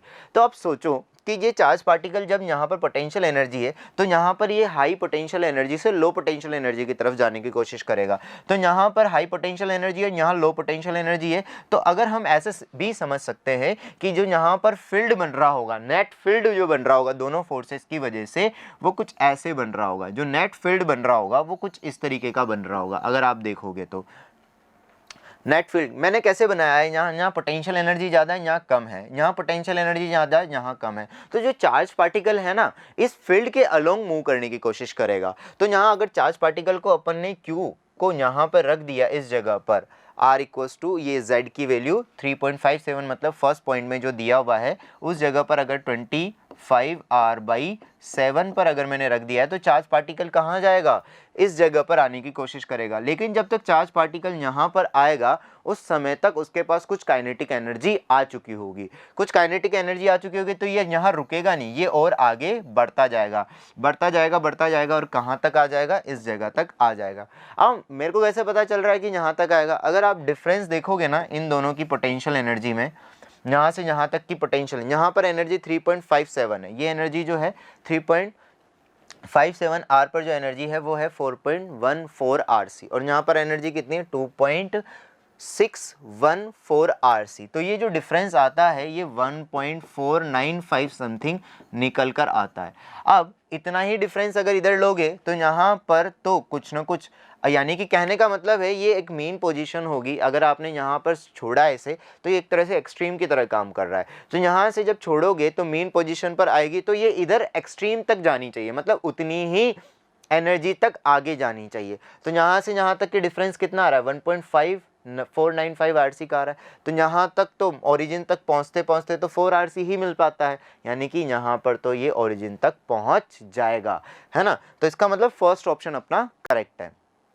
अब जो सेकंड ऑप्शन इसमें बोला गया था कि सेकंड ऑप्शन में पूछा गया था कि अगर हम इसको इस जगह पर रख देते हैं, यहाँ पर रख देते हैं, कहाँ पर रख देते हैं, सेकंड ऑप्शन में बोला गया है कि अगर इसको R/7 पे रख दिया, 3R/7 पे रख दिया जाए चार्ज पार्टिकल को, तो बताओ यहाँ पर अगर चार्ज पार्टिकल रखा तो क्या कभी ये 4 RC की मतलब R=0 पर जा पाएगा? नहीं जाएगा, क्योंकि अगर रेस्ट पे रखा है तो ये जिस तरफ नेट फील्ड लग रहा है ना उसी तरफ जाएगा। तो नेट फील्ड तो यहाँ से लेफ्ट वाली राइट वाली डायरेक्शन में बना हुआ है इस तरफ से, तो यहाँ से ये चार्ज पार्टिकल कभी भी ओरिजिन की तरफ नहीं जा पाएगा, यानी कि बी ऑप्शन अपना गलत हो जाएगा। इसके बाद अगर अपन बात करें तो यानी कि ये वाला ऑप्शन अपना करेक्ट है और जो बी वाला ऑप्शन है वो हमारा इनकरेक्ट हो जाएगा। देन उसके बाद बात करते हैं कि अगर z=r/√3 पर अगर रखा है, तो z=r/√3 पर रखा हुआ है तो क्या ये ओरिजिन पर वापस आ पाएगा या नहीं आ पाएगा? तो देखो कैसे होगा। तो देखो इस जगह पर अगर अपन रख देते हैं, यही वैल्यू का मतलब क्या होता है, r/√3 यहाँ पर होता है। तो अगर मैं इस जगह पर रख देता हूँ चार्ज पार्टिकल, तो अब सोचो कि अगर मैंने इस जगह पर रखा चार्ज पार्टिकल को, इस जगह पर हमने रख दिया है, तो ये किस तरफ जाएगा, राइट वाली डायरेक्शन में जाएगा।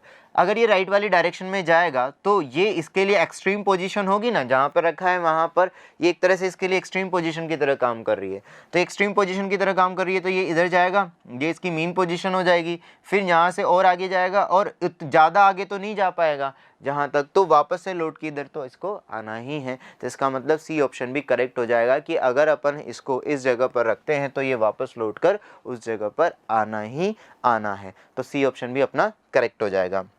अब बात आती है यहाँ पर बी ऑप्शन की, लास्ट वाले ऑप्शन की अगर अपन बात करें तो ये वाला ऑप्शन भी अपने पास करेक्ट होने वाला है। अब जो डी ऑप्शन है, डी ऑप्शन में आपको बोला गया है कि बीटा की वैल्यू अगर ग्रेटर देन 1 हो जाए और z ग्रेटर देन 0 है तो ऑलवेज ओरिजिन पे पहुंचेगा या नहीं पहुंचेगा।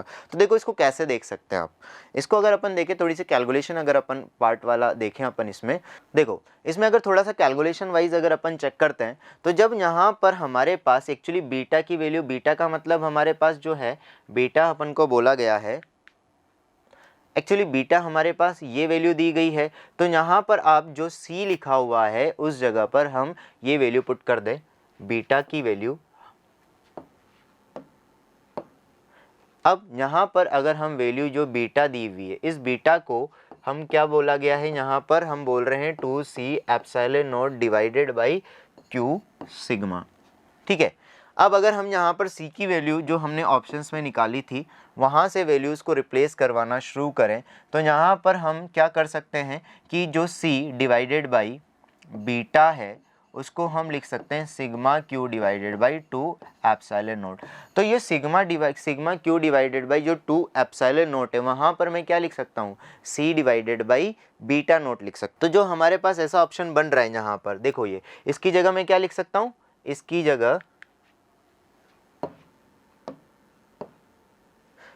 जगह मैं क्या लिख सकता हूँ, यहाँ पर बच्चों यहाँ पर हम लिख सकते हैं बीटा। एक्चुअल में अगर इसको वैल्यू पुट करेंगे तो ये हमारे पास क्या बन जाएगा, 1/c बीटा, ये वाली जो वैल्यू आएगी ना, तो इसको अगर मैं लिखूँगा यहाँ पर तो ये हमारे पास बन जाएगी c डिवाइडेड बाई बीटा।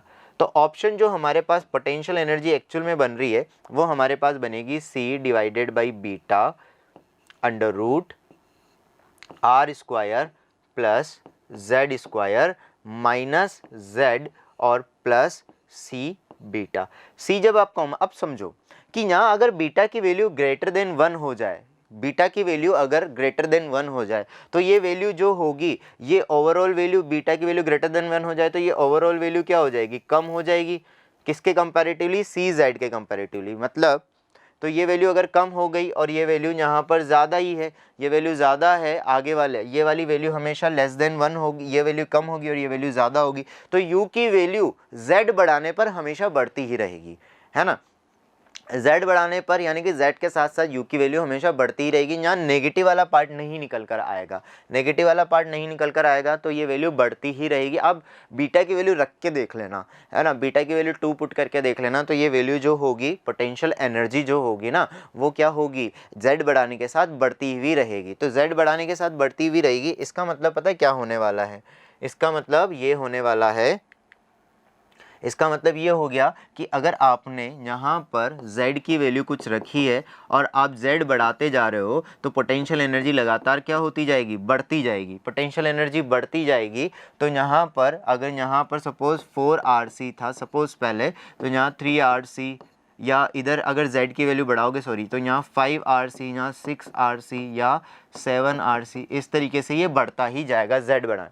तो आप आगे कहीं पे भी पार्टिकल को रखो, उसको आना किधर है, लो पोटेंशियल एनर्जी की तरफ आना है। तो अगर कहीं पे भी z की वैल्यू कहीं पे भी रखोगे चार्ज पार्टिकल को, तो वो कहाँ पर आएगा, उसके पॉइंट यानी कि ओरिजिन पर आएगा ही आएगा। ठीक है बच्चों, तो थोड़ा सा मुश्किल सा क्वेश्चन, मतलब मुश्किल क्या क्वेश्चन है, थोड़ा सा सोचने वाला क्वेश्चन था। आई होप आपको क्वेश्चन समझ में आया होगा। तो इसके जो सॉल्यूशन में अपन ने बात करी है, तो इसके हिसाब से हमारे पास ए ऑप्शन, सी ऑप्शन और डी ऑप्शन इसके क्या हो जाएंगे, करेक्ट हो जाएंगे। ठीक है बच्चों, आई होप आपको समझ आया होगा।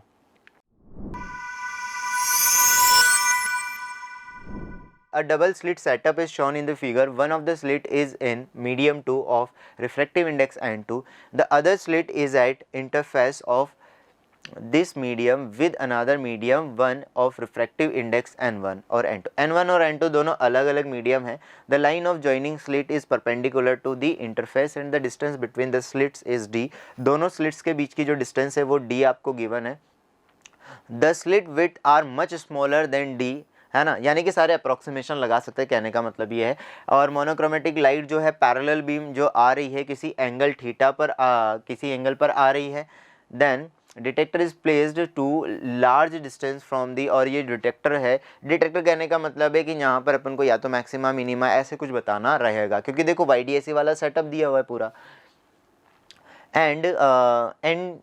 and at an angle theta from the line joining them so that theta equals to angle of refraction. Theta जो है एंगल ऑफ रिफ्रैक्शन के यहाँ पर बराबर लेना है अपन को। The beam consider approximately 2 error. ठीक है, तो देखो बेसिकली एक्चुअली यहाँ क्या क्या पूछना चाहता है, ऑप्शन के हिसाब से देख लेते हैं। हमें एक तो फेज डिफरेंस के बारे में पूछा गया है कि phase difference between 2 rays is independent of D, और कंस्ट्रक्टिव है या नहीं है, उसी से रिलेटेड चीज़ पूछी गई। तो देखो इसका डायग्राम देखते हैं अपन। अगर अपन डायग्राम की बात करें तो 2 रे यहाँ पर आ रही है। ठीक है, तो ये 2 रे जब आती है, तो अगर अपन बात करें यहाँ पर सपोज ये अल्फ़ा पर अगर आती है, अल्फ़ा एंगल पर अगर यहाँ पर आ रही है और थीटा एंगल यहाँ पर, ये क्वेश्चन में हमें बोला गया है कि ये जो एंगल है ये हमारे पास थीटा रिफ्रैक्शन वाला एंगल है। तो इंसिडेंस एंगल नहीं दिया है तो अपन अल्फ़ा मान लेते हैं। तो यहाँ पर ये रे भी उतने ही एंगल पर आके गिरेगी। तो अगर आप बात करोगे ये अल्फ़ा है तो ये 90 माइनस अल्फ़ा, और ये भी क्या हो जाएगा, अल्फ़ा।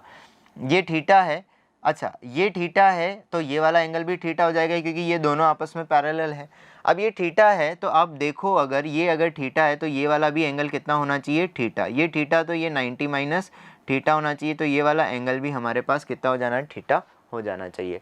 अब इसको थोड़ा सा मैं नंबरिंग कर देता हूँ, सिंबल बता देते हैं। तो ये ए मान लेते हैं, इसको अपन बी मान लेते हैं, इस वाले पॉइंट को हम सी कंसिडर कर लेते हैं, इस वाले पॉइंट को हम डी मान लेते हैं, और ये वाला पॉइंट हम क्या मान लेते हैं, ई मान लेते हैं। तो बेसिकली अब हमें करना क्या है, हमें अल्फ़ा नहीं पता है, तो हमें अल्फ़ा और थीटा के बीच में कुछ ऐसा रिलेशन चेक कर लेना है कि अगर बन रहा हो तो देखो बच्चों यहाँ पर अगर अपन सबसे पहले बात करें ए बी वाले पॉइंट की, तो ए बी जो है यहाँ से लेकर यहाँ तक की जो विड्थ आपको बताई गई है, ये वाली जो विड्थ है ये डी दी हुई है, यानी कि जो बी ई वाली पॉइंट है ये आपको डी बोला गया है। अब ये अगर डी है यहाँ से लेकर यहाँ तक, तो क्या ये ए बी जो है हम वो पता लगा सकते हैं। तो हमने यहाँ पर जब पता लगाया तो ए बी जो हो जाएगा हमारे पास, ये हो जाएगा A B divided by tan theta. यहाँ पर अगर अपन बात करें तो ए बी की वैल्यू हमारे पास निकल कर आ जाएगी कि जो ए बी आने वाला है वो डी टेन थीटा यहाँ पर निकल कर आ जाने वाला है। तो बच्चों यहाँ पर देखो, तो इस डायग्राम में जैसे ही अपन को पता चला तो ए बी जो हो गया, तो ए बी और बी ई के बीच में अपन रिलेट कर सकते हैं। तो बी ई की जो वैल्यू है वो यहाँ पर, बी ई की जो वैल्यू है हमारे पास वो डी दी हुई है, और ए बी, तो यहाँ पर ए बी और डी के बीच में अगर मैं रिलेट करूँगा, ये थीटा है तो ये वैल्यू भी हमारे पास क्या रहने वाली है, थीटा रहने वाली है। ठीक है, तो अगर मैं इस बड़े वाले ट्राइंगल की बात करूँ, इस वाले ट्राइंगल से अगर अपन देखें, तो इस वाले ट्राइंगल के हिसाब से अगर मैं बात करूँगा तो मेरे पास जो ए बी होगा ना, वो तो क्या हो जाएगा, ए बी डिवाइडेड, तो बी ई तो मेरे पास बेस का काम करेगा और ए बी मेरे पास परपेंडिकुलर, तो उससे रिलेशन निकालेंगे तो बी सी किसके बराबर हो, ये ए बी किसके बराबर हो गया, डी टेन थीटा। इसी तरीके से अब बी सी की बात करें तो बी सी अपने पास ये वाली साइड है, ये वाली साइड है, तो अगर ए बी मुझे पता है तो ए बी साइन अल्फा, तो ए बी साइन अल्फा मेरे पास आ जाएगा बी सी के बराबर, और ए बी की वैल्यू हम अपन को पता है D tan theta into sine alpha यहाँ पर हो जाएगा।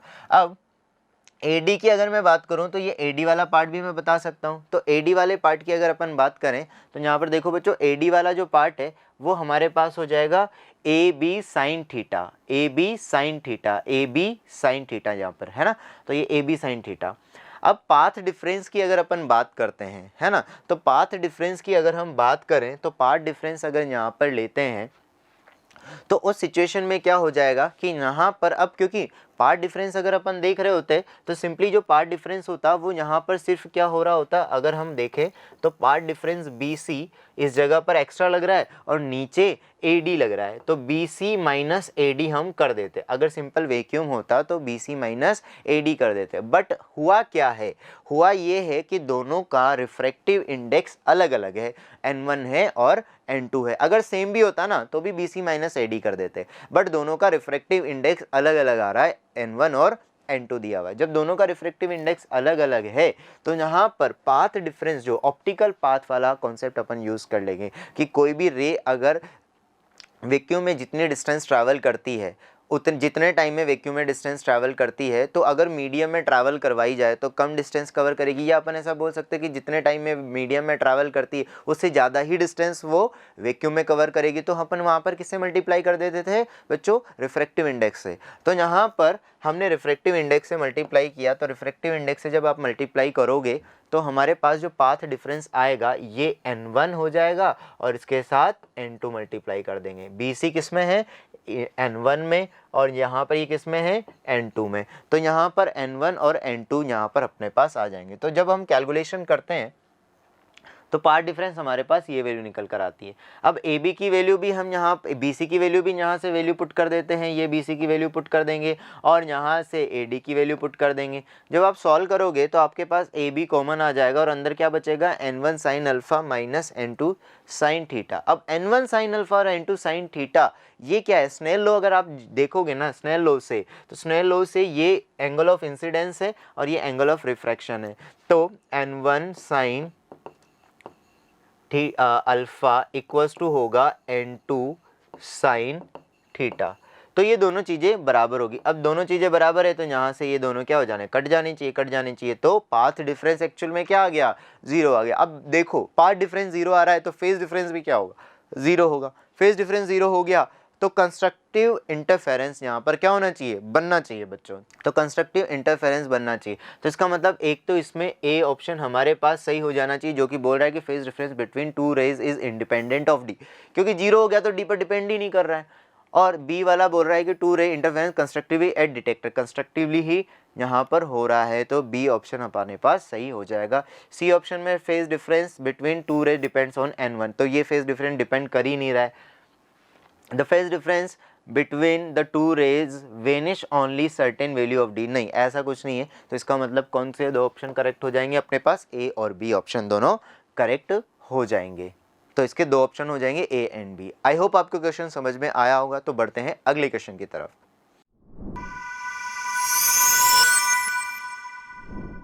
थर्मोडायनेमिक्स का क्वेश्चन है, ठीक है ना, ग्राफ से रिलेटेड PV ग्राफ दिया हुआ है, देखने में अच्छा क्वेश्चन लग रहा है, देखते हैं, करते हैं। इन अ गिवन PV डायग्राम अब मोनोएटॉमिक गैस दी हुई है, उसके लिए गामा दिया हुआ है। जब भी आपको गामा दिया जा रहा है तो अच्छी बात है, अदरवाइज निकालना पड़ता है। तो गामा अपन को दिया हुआ है, is compressed adiabatically from state A to B and then is expands isothermally from B to C. ये बोल रहा है कि ए से बी तक जब यहाँ से लेकर यहाँ तक जा रही है तो यहाँ एडियाबैटिक प्रोसेस हो रही है, यानी कि डेल्टा क्यू 0 है। तो एडियाबैटिक प्रोसेस का नाम सुनते ही हमारे दिमाग में आ जाना चाहिए कि पी वी गामा कांस्टेंट होगा, तो है ना। और जो वर्क डन है वो निकल, अब देखो चारों ऑप्शन में यहाँ पर magnitude of work done, magnitude of work done, magnitude of work done की ही बारे में बात की जा रही है। तो इसका मतलब क्वेश्चन से साफ है कि अपन को सिर्फ क्या निकालना है, वर्क डन निकालना है। तो ए से बी में एडियाबैटिक प्रोसेस है और बी से सी में जो है वो आइसोथर्मल प्रोसेस है, ऐसा उसने बोला है। अच्छा, और बी से सी में आइसोथर्मल प्रोसेस है, और सी से ए जो है, सी और ए की दोनों की स्टेट एक जैसी है, यानी कि दोनों पर वॉल्यूम एक जैसा है, यानी कि दोनों में वर्क डन नहीं होगा। तो सीधी सी बात है कि सी और ए के बीच में अगर सी से ए आते हैं या ए से सी जाते हैं तो वहाँ पर कोई वर्क डन नहीं होगा। तो इसमें से एक ऑप्शन तो आप डायरेक्टली भी चूज़ कर सकते हो कि यहाँ पर जो डी वाला ऑप्शन दिया है ना, तो magnitude of the work done is in process C to A, तो सी टू ए में कोई वर्क डन नहीं होने वाला है, तो डी ऑप्शन तो वैसे ही करेक्ट हो जाएगा। बात आती है ए से बी और बी से सी की। तो ए से बी अगर देखें तो एडियाबैटिक प्रोसेस, तो बच्चों एडियाबैटिक प्रोसेस के लिए जो वर्क डन बनता है, एडियाबैटिक प्रोसेस के लिए जो वर्क डन बनता है, अगर अपन बात करें तो एडियाबैटिक प्रोसेस में अगर मैं बात करूं तो एडियाबैटिक प्रोसेस जो होगी उसके लिए वर्क डन ये हो जाएगा, है ना, P1, है ना, माइनस ऑफ P1 V1, या आप ऐसे भी बोल सकते हो कि जो एडियाबैटिक प्रोसेस है, इस एडियाबैटिक प्रोसेस का जो वर्क डन है वो हो जाता है P2 V2 minus P1 V1 और 1 माइनस गामा। ठीक है, ये हमारे पास ये निकल कर आ जाता है। जब अब P2 V2 और P1 V1, अब देखो यहाँ पर P2 यानी कि सेकंड पोजीशन तो ये है, तो B वाली पोजीशन पर ये सेकंड नंबर की पोजीशन है और ये फर्स्ट नंबर की पोजीशन है। तो जो सेकंड नंबर की पोजीशन है बच्चों, इस सेकंड नंबर की पोजीशन पर अपन को P तो पता है लेकिन V नहीं पता। इसी तरीके से फर्स्ट नंबर की जो पोजीशन है वहाँ पर अपन को P भी पता है और V भी पता है। अब कोई बात नहीं है, अगर फर्स्ट सेकंड नंबर की पोजीशन पर अगर आपको V नहीं पता है तो V निकाला जा सकता है। कैसे निकाला जा सकता है, P1 V1 gamma equals to P2 V2 gamma. जब आप P की वैल्यू और V की वैल्यू पुट करोगे ना और गामा की वैल्यू पुट करोगे तो आपके पास जो V1 है वो निकल कर आ जाता है 0.4 मीटर क्यूब, है ना। तो यहाँ पर ये वैल्यू मैं रख देता हूँ, कितनी निकल कर आ जाएगी, 0.4 मीटर क्यूब निकल कर आ जाएगी। अब यहाँ पर आप P2 V2 की वैल्यू पुट करो, P1 V1 की वैल्यू पुट करो, तो P2 V2 की वैल्यू और P1 V1 की वैल्यू और गामा की जो क्वेश्चन में गिवन है वो वैल्यू जब आप पुट करोगे तो हमारे पास ये वैल्यू निकल कर आती है -60 किलो जूल। अब -60 किलो जूल है। अब क्योंकि उसने मैग्नीट्यूड पूछा गया है, तो मैग्नीट्यूड अगर उसने पूछा है तो हमारा जो मैग्नीट्यूड होगा ए से लेकर बी का वो कितना हो जाएगा, 60 किलो जूल। तो इसी तरीके से सी ऑप्शन भी हमारा यहाँ पर करेक्ट हो जाएगा। देन बात आती है यहाँ पर अगला बी से लेकर सी की। तो बी से लेकर सी की बात करें तो यहाँ पर है आइसोथर्मल प्रोसेस। अब आइसोथर्मल प्रोसेस का वर्क डन बच्चों क्या हो जाता है, अगर मैं आइसोथर्मल प्रोसेस के वर्क डन की बात करूँ तो आइसोथर्मल प्रोसेस के वर्क डन की बात करें बच्चों, तो आइसोथर्मल प्रोसेस का जो वर्क डन हो जाता है वो हमारे पास होता है nRT, है ना, ln V2 divided by V1।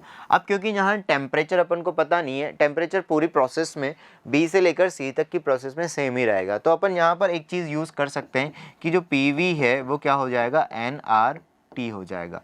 ठीक है, क्योंकि T तो सब जगह सेम है, तो B से लेकर C तक का कोई भी 2 पॉइंट ले लो P और V के लिए, तो अगर आप यहाँ पर nRT की यूज़ करोगे तो अगर मैं B वाले पॉइंट के लिए यूज़ करूं, क्योंकि मुझे C वाले के लिए प्रेशर नहीं पता है, तो मैं B वाले के लिए पर प्रेशर भी पता है और वॉल्यूम भी पता है। तो यहाँ पर जब आप ये वैल्यू लिखोगे तो P की वैल्यू तो आपके पास आएगी 300 और V की जो वैल्यू आएगी वो आएगी 0.4 किलो, है ना। तो यहाँ पर जब आप इसको सॉल्व करोगे तो ये 120 किलो आ जाएगा, और यहाँ पर जब वैल्यू पुट करते हैं हम तो ये 120, है ना, इंटू 10⁻³ यानी कि किलो और ln, और फाइनल जो है आपके पास, तो फाइनल यहाँ पर 0.8, फाइनल वॉल्यूम 0.8 है और इनिशियल वॉल्यूम 0.4 दिया हुआ था, तो ये 0.2 आ जाएगा। जब आप इसको कैलकुलेट करोगे तो ये अप्रॉक्स आपके पास 84 किलो जूल आएगा, 84 किलो जूल आएगा। इसका मतलब आपके पास बी ऑप्शन भी इसका करेक्ट हो जाएगा। अब बी ऑप्शन भी करेक्ट हो गया है। अब अपन को ये बोला गया है कि ए से बी और बी से सी में जाने में कितना वर्क डन लगेगा, तो ए से बी में जो वर्क डन था वो -60 था बच्चों, है ना।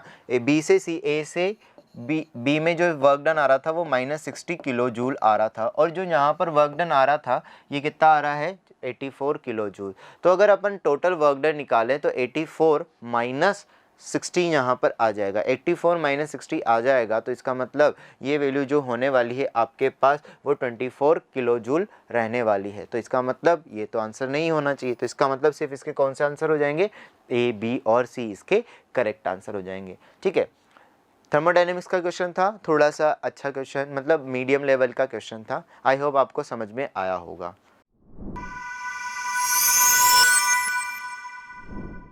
अगला क्वेश्चन है बच्चों, अ फ्लैट, दो डिस्क दी हुई है, a flat surface of thin uniform disc A and A of radius r is glued to the horizontal table, and another thin uniform disk B of mass capital M with the same radius r rolls without slipping on the circumference of A as shown in the figure. A flat surface of B also lie on the plane of the table. The center of the mass of B has fixed angular speed omega. What the vertical axis passing through the center of A? The angular momentum of B is n omega r square with respect to set. देखो अब क्या दिया, actually क्या बोला हुआ है कि जो ये नीचे वाला आपको जो बी वाला ए वाला पार्ट है ना, ये फिक्स है, ये फिक्स दिया हुआ है, और जो ये जो बी है ना वो इसके तरफ चारों तरफ ऐसे घूम रही है। ये अभी यहाँ पर दिख रही है, थोड़ी देर बाद ये यहाँ पर आ जाएगी, फिर थोड़ी देर बाद ये यहाँ पर आ जाएगी, फिर थोड़ी देर बाद ये यहाँ पर आ जाएगी, फिर यहाँ पर आ जाएगी। तो ये इसका जो सेंटर है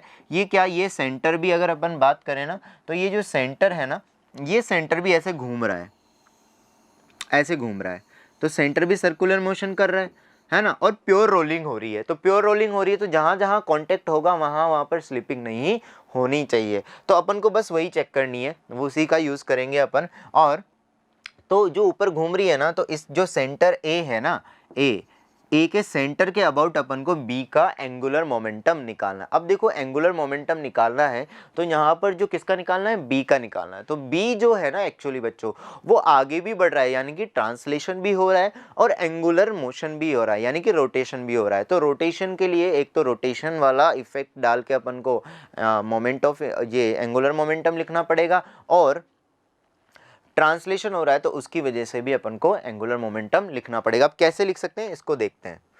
देखो यहाँ पर अगर अपन बात करें तो सिचुएशन कुछ ऐसी सी है कि यहाँ पर जो यहाँ देखो, यहाँ पर अगर इसकी सिचुएशन की बात करें तो यहाँ पर पार्टिकल को बोला गया है, हमें जो बोला गया था यहाँ पर कि जो पार्टिकल है ना, ये जो बी पार्ट है, इसमें आपको बताया गया है एक जगह पर ये रहा कि mass of B has fixed angular speed omega about the vertical axis passing through the centre of A के अबाउट ये जो इसका सेंटर है वो ओमेगा एंगुलर वेलोसिटी से घूम रहा है। मतलब ये सेंटर है वो भी तो एक्चुअली सर्कुलर मोशन में ही होगा, तो सर्कुलर मोशन में होगा तो ये कितनी है इसकी एंगुलर वेलोसिटी, ओमेगा इसकी एंगुलर वेलोसिटी। तो इसका जो सेंटर ऑफ मास है, बी का जो सेंटर ऑफ मास है, इसकी वेलोसिटी कितनी हो जानी चाहिए। इसकी अगर मैं वेलोसिटी की बात करूँ तो यहाँ पर जो ये वेलोसिटी है ना, ये हमारे पास हो जाएगी ओमेगा, ठीक है। इसकी वेलोसिटी की अगर मैं बात करूँ, क्योंकि वो उसके अबाउट घूम रहा है, तो इसकी वेलोसिटी हो जाएगी ओमेगा 2r, ठीक है। और ये जो पार्ट ये वाली जो ऑब्जेक्ट है ये भी अपने एक्सिस के अबाउट घूम रही है, तो इसको अपन ओमेगा डैश बोल सकते हैं। तो आपके पास जो ये ओमेगा डैश होगी यहाँ पर देखो बच्चों, तो ओमेगा डैश जो होगी तो इसकी वजह से यहाँ पर इस जगह पर क्या रहने वाला है, ओमेगा डैश आर यहाँ होने वाली है। और यहाँ ये एक्चुअल में क्या है, ये है बच्चों VCOM, तो ये यहाँ पर VCOM हो जाएगी। अब ये VCOM जो है वो 2 ओमेगा आर के बराबर है। तो यहाँ पर हमने क्या किया है, जब अपन इसको लिखते हैं तो हमारे पास ओमेगा डैश किसके बराबर आ जाता है बच्चों, 2 ओमेगा के बराबर आ जाता है, यानी कि हमारे पास ओमेगा डैश की वैल्यू 2 ओमेगा निकल कर आ गई है। अब मुझे एंगुलर मोमेंटम लिखना है, कंबाइंड एंगुलर मोमेंटम, तो सेंटर ऑफ मास के अबाउट लिखेंगे और एक तो यहाँ पर एक तो खुद के अबाउट जब ICM, तो हम जब रोटेशन वाला लिखेंगे इसका खुद का रोटेशन की वजह से अगर लिखेंगे तो एक एंगुलर मोमेंटम हम जब लिखेंगे तो एक तो हो जाएगा रोटेशन वाले इफेक्ट की वजह से और एक हो जाएगा ट्रांसलेशन की वजह से। तो एंगुलर रोटेशन वाले के लिए लिख देंगे हम I ओमेगा डैश, क्योंकि अपनी एक्सिस के अबाउट रोटेट कर रहा है, और ट्रांसलेशन जब हो रहा है तो उसके लिख देंगे हम MVCOM इंटू R, अब ये r यहाँ से यहाँ तक का है, तो ये एक्चुअल में कितना हो जाएगा 2r। तो यहाँ पर बच्चों वही चीज़ की गई है। तो अपने पास ये देखो, ये तो हो गया i, यहाँ पर ये ओमेगा की जगह कितना आ जाएगा, ओमेगा डैश जो है अपने पास आ रहा है 2 ओमेगा, तो यहाँ पर वैल्यू अपन ने लिख दी।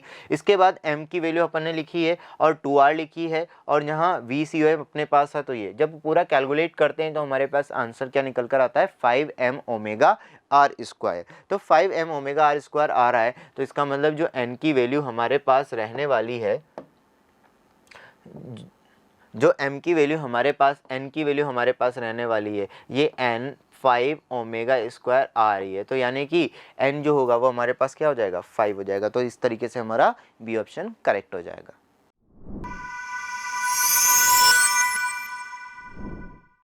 When light of a given wavelength is incident on a metallic surface, the minimum potential needed to stop the emitted photoelectron is 6.0 volt.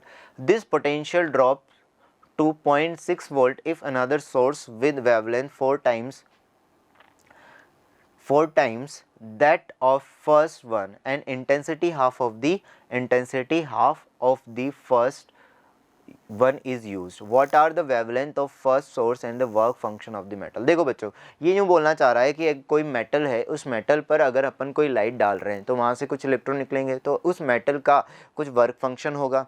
तो बोला कि अगर जब अपन पहले वेवलेंथ डालते हैं, है ना, इलेक्ट्रॉन, तो पहले जब अपन ने जो वेवलेंथ डाली थी उससे जो पोटेंशियल आ रहा था, स्टॉपिंग पोटेंशियल आ रहा था, वो आपके पास कितना आ रहा था, 6 वोल्ट आ रहा था। लेकिन अगर यहाँ पर वेवलेंथ को पहले वाली से 4 टाइम्स कर दिया जाए, वेवलेंथ को बढ़ा देंगे तो वहाँ पर एनर्जी कम हो जाएगी, है ना, क्योंकि HC डिवाइडेड बाई एनर्जी जो होती है वो होती है HC डिवाइडेड बाई लैम्डा। तो लैम्डा अगर बढ़ाओगे तो E कम हो जाएगा। तो इन्होंने बोला कि अगर लैम्डा बढ़ा दिया आपने 4 टाइम्स, अगर आपने लैम्डा को इंक्रीज़ किया है, 4 टाइम इंक्रीज़ करने से जो स्टॉपिंग पोटेंशियल है वो कितना हो गया है, 0.6 तक ड्रॉप हो गया है। 0.6 तक ड्रॉप हो गया है, तो अपन को बताना है कि वर्क फंक्शन क्या होगा। तो अपने पास बच्चों 2 इक्वेशन अपन निकाल सकते हैं। इसमें 2 इक्वेशन अगर बनाएंगे तो पहली इक्वेशन अपने पास यहाँ पर हो जाएगी इस तरीके से। एक्चुअली इक्वेशन क्या होती है, E is to kinetic energy plus phi naught, ये वर्क फंक्शन, ये काइनेटिक एनर्जी। इस काइनेटिक एनर्जी को अपन Q into work function potential, stopping potential लिख सकते हैं, और ये E इसको लिख सकते हैं SC डिवाइडेड बाई लैम्डा। तो यहाँ पर एक्चुअली ये वैल्यू आपको गिवन है, यहाँ Q की जगह E लिख देंगे क्योंकि इलेक्ट्रॉन ही निकल रहे होते हैं। तो यहाँ पर इसको जब इधर लेकर आओगे तो ये माइनस में चला जाएगा, तो यहाँ पर आ गया अपने पास 6 electron volt equals to SC divided by lambda minus phi naught. अब दूसरा जब उन्होंने बोला कि भाई लैम्डा को क्या कर दो, 4 टाइम्स बढ़ा दो, 4 टाइम्स बढ़ा दोगे तो जो स्टॉपिंग पोटेंशियल है वो 0.6 हो गया, तो काइनेटिक एनर्जी भी मैक्सिमम वाली 0.6 इलेक्ट्रॉन वोल्ट हो जाएगी। ये वाली सेकंड इक्वेशन अपन ने ले ली। जब अपन इसको सॉल्व करते हैं तो हमारे पास जो डेटा निकल कर आता है, उस डेटा से हमारे पास HC डिवाइडेड बाय लैम्डा की वैल्यू जो निकल कर आती है वो हमारे पास आ जाती है 1.8 इंटू 4 इलेक्ट्रॉन वोल्ट। हम H की वैल्यू भी जानते हैं, C की वैल्यू भी जानते हैं, तो हम जब लैम्डा की वैल्यू कैलकुलेट करते हैं तो हमारे पास जो लैम्डा निकल कर आता है वो कितना निकल कर आ जाता है, 1.72 इंटू 10⁻⁻7 मीटर यहाँ पर निकल कर आ जाता है। इसी तरीके से जब हम आगे की वैल्यू सॉल्व करते हैं तो यहाँ पर हमारे पास वर्क फंक्शन भी निकल कर आ जाता है, कितना, 1.2 इलेक्ट्रॉन वोल्ट का वर्क फंक्शन निकल कर आ जाता है। तो बच्चों सवाल जो था इक्वेशन पर बेस्ड था, मॉडर्न फिजिक्स का अच्छा सवाल था। अच्छा कहने का मतलब आसान सवाल था, है ना, करने वाला क्वेश्चन था। आई होप आप लोगों का ये क्वेश्चन सही हुआ होगा। ठीक है, तो इसके ऑप्शंस की अगर अपन बात करें तो ऑप्शंस यहाँ पर क्या क्या हो सकते हैं, ऑप्शंस देख लेते हैं एक बार।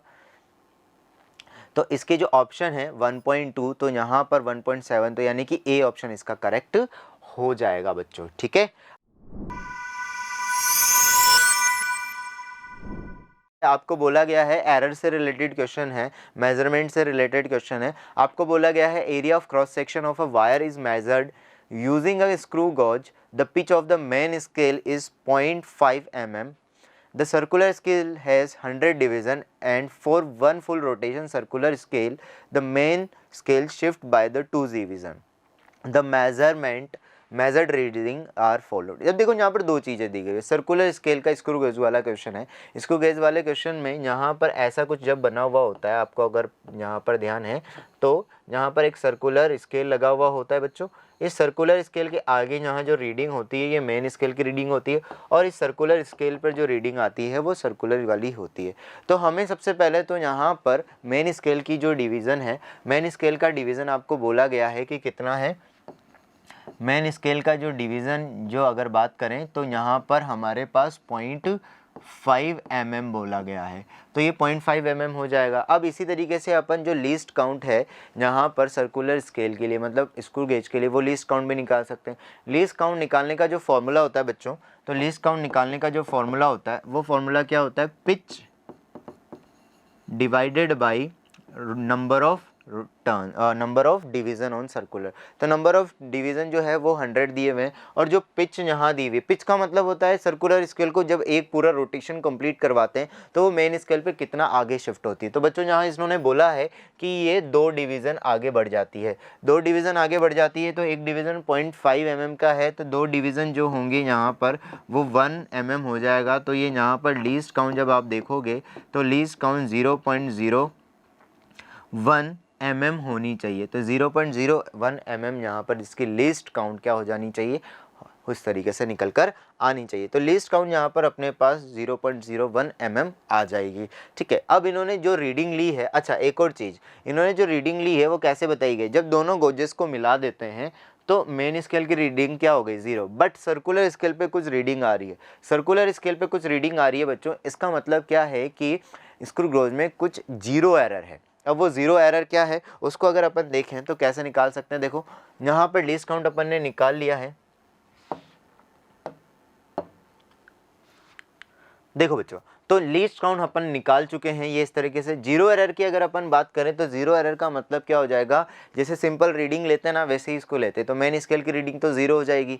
ठीक है, और जीरो एरर जब अपन लिख रहे हैं तो जीरो एरर को कैसे लिखेंगे, मेन रीडिंग जो स्केल की रीडिंग है वो 0, कितने डिवीजन थे, 4 डिवीजन, लीस्ट काउंट कितना था 0.01। तो यहाँ पर जो एरर आ गई वो 0.04 mm की यहाँ पर रीडिंग आ रखी है, 0.04 की यहाँ पर हमारे पास जीरो एरर आ रखी है। मतलब ये पॉजिटिव एरर है, इसका मतलब जो भी अपन रीडिंग लेंगे उस रीडिंग को बाद में, उस रीडिंग में से बाद में 0.04 को, उस रीडिंग में से बाद में 0.04 को हमें क्या कर देना है, हटा देना है। ठीक है, तो अपने पास फर्स्ट अटेम्प्ट में जो रीडिंग ली थी, तो फर्स्ट अटेम्प्ट में रीडिंग जो ली थी, तो बेसिकली रीडिंग का जो फॉर्मूला होता है वो क्या होता है, main scale reading plus least count into number of division, यही होता है, और माइनस जीरो एरर। ये हम यहाँ पर लिखकर हमेशा चल रहे होते हैं। तो main scale division first attempt में आपको बोला गया था कि फर्स्ट अटेम्प्ट में 20 डिवीजन तो सर्कुलर पर आ रहे हैं और मेन स्केल पर 4 डिवीजन आ रहे हैं दोनों सिचुएशन में, लेकिन सर्कुलर पर फर्स्ट अटेम्प्ट में 20 आ रहे हैं और सेकेंड वाले में 16 ही आ रहे हैं।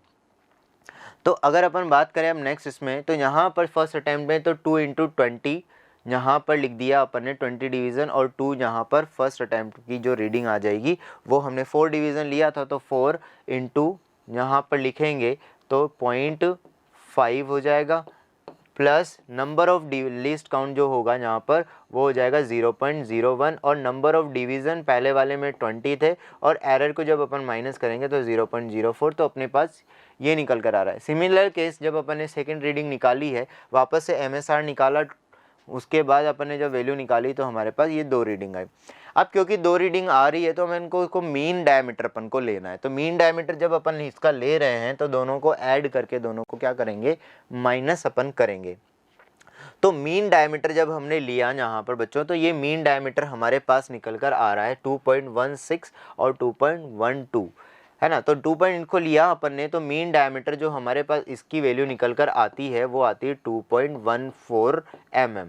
अब 2.14 mm आती है बच्चों, तो यहाँ पर अगर एरर देखोगे ना, तो यहाँ से एरर देखने के लिए अगर पहली वाली रीडिंग की एरर देखें तो पहली वाली रीडिंग की एरर इस 2.14 और इन दोनों में कितना डिफरेंस है, 0.02 का डिफरेंस है। इसी तरह से सेकंड वाली के हिसाब से भी अगर अपन देखें तो सेकंड डायमीटर में भी जो एरर आ रही है वो 0.02 की एरर आ रही है। अपन को सिर्फ डिफरेंस देखना होता है।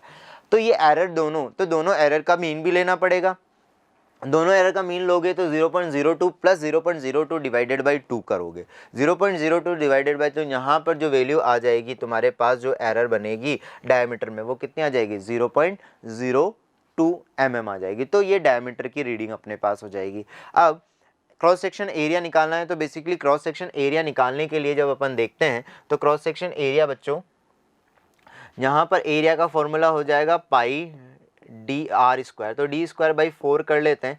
तो जब आप इसको सॉल्व करोगे पूरा, तो सॉल्व करने पर अपने पास जो एरर यहाँ पर बनती है, तो डेल्टा ए इक्वल्स टू, हम लिख सकते हैं इसको 2 डेल्टा डी डिवाइडेड बाई 4, इस तरीके से अपन इसको, और इंटू डी यहाँ पर लिख सकते हैं। तो जब इसको पूरा क्रॉस सेक्शन एरिया यहाँ पर निकालेंगे तो हमारे पास जो एरिया की, इनमें वैल्यू पुट कर देंगे। यहाँ पर ए इस तरफ आ जाएगा, ये वैल्यू जब अपन पूरा यहाँ पर चेक करते हैं तो हमारे पास जो वैल्यू निकल कर आती है, ये हमारे पास क्या निकल कर आ जाएगी, पाई 2.14 का स्क्वायर प्लस माइनस 0.02। अब 0.02 आ रही है, इसका मतलब अब देखो बच्चों, तो रेडियस में एरर जो थी वो कम थी, रेडियस में, डायमीटर में तो ज़्यादा आएगी, रेडियस में कम हो जाएगी। तो यहाँ पर ये वैल्यू जो आ जाएगी, अब आप इसको सॉल्व करोगे तो हमारे पास जो फाइनल आंसर बनने वाला है एरिया का, वो ये बनने वाला है। तो इससे अगर अपन चेक करते हैं तो हमारे पास जो ऑप्शंस बनते हैं वो एक ही ऑप्शन बन रहा है 1.14, है ना।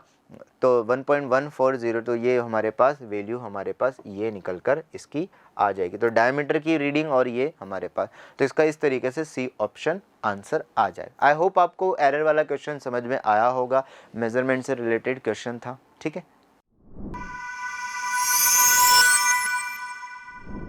मैग्नेटिज्म से रिलेटेड क्वेश्चन दिया हुआ है, मैग्नेटिक फील्ड अपन को यहाँ पर निकालना है।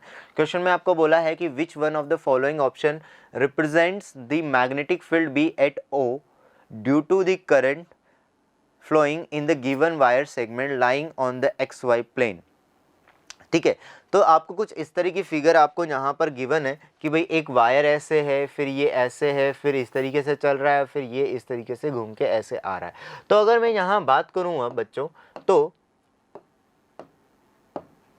देखो बच्चों, तो अगर अपन बात करें ओ पॉइंट पर मुझे मैग्नेटिक फील्ड लिखना है, तो ओ पॉइंट पर अगर मुझे मैग्नेटिक फील्ड लिखना है तो ये जो ये वाला वायर है, इसको मैं नंबरिंग कर देता हूँ। ये फर्स्ट वायर हो गया, ये सेकंड वायर हो गया, ये सर्कुलर वाला थर्ड पार्ट हो गया, ये वाला फोर्थ पार्ट हो गया, है ना बच्चों, और ये वाला क्या हो गया, 5th नंबर वाला पार्ट हो गया, और ये वाला बच्चों कौन सा हो गया, 6 नंबर।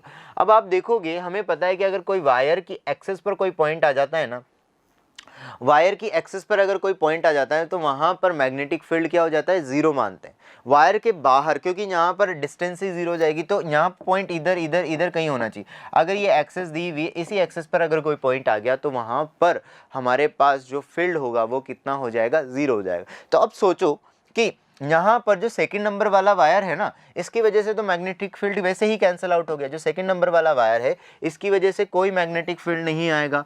इसी तरीके से इसकी वजह से कोई मैग्नेटिक फील्ड नहीं आएगा, इसकी वजह से कोई मैग्नेटिक फील्ड नहीं आएगा। तो बचा कौन सा, फर्स्ट, थर्ड और 5th नंबर। अब फर्स्ट वाला जो वायर है वो जो वायर है वो आपको इस तरह का वायर दिया हुआ है, तो फाइनाइट लेंथ वायर आपको दिया हुआ है। तो फाइनाइट लेंथ वायर के लिए अगर अपन कैलकुलेशन करते हैं तो फाइनाइट लेंथ वायर के लिए हमारे पास इस तरीके से ये पॉइंट हमारे पास दिया हुआ है, इसकी लेंथ आपको L गिवन है।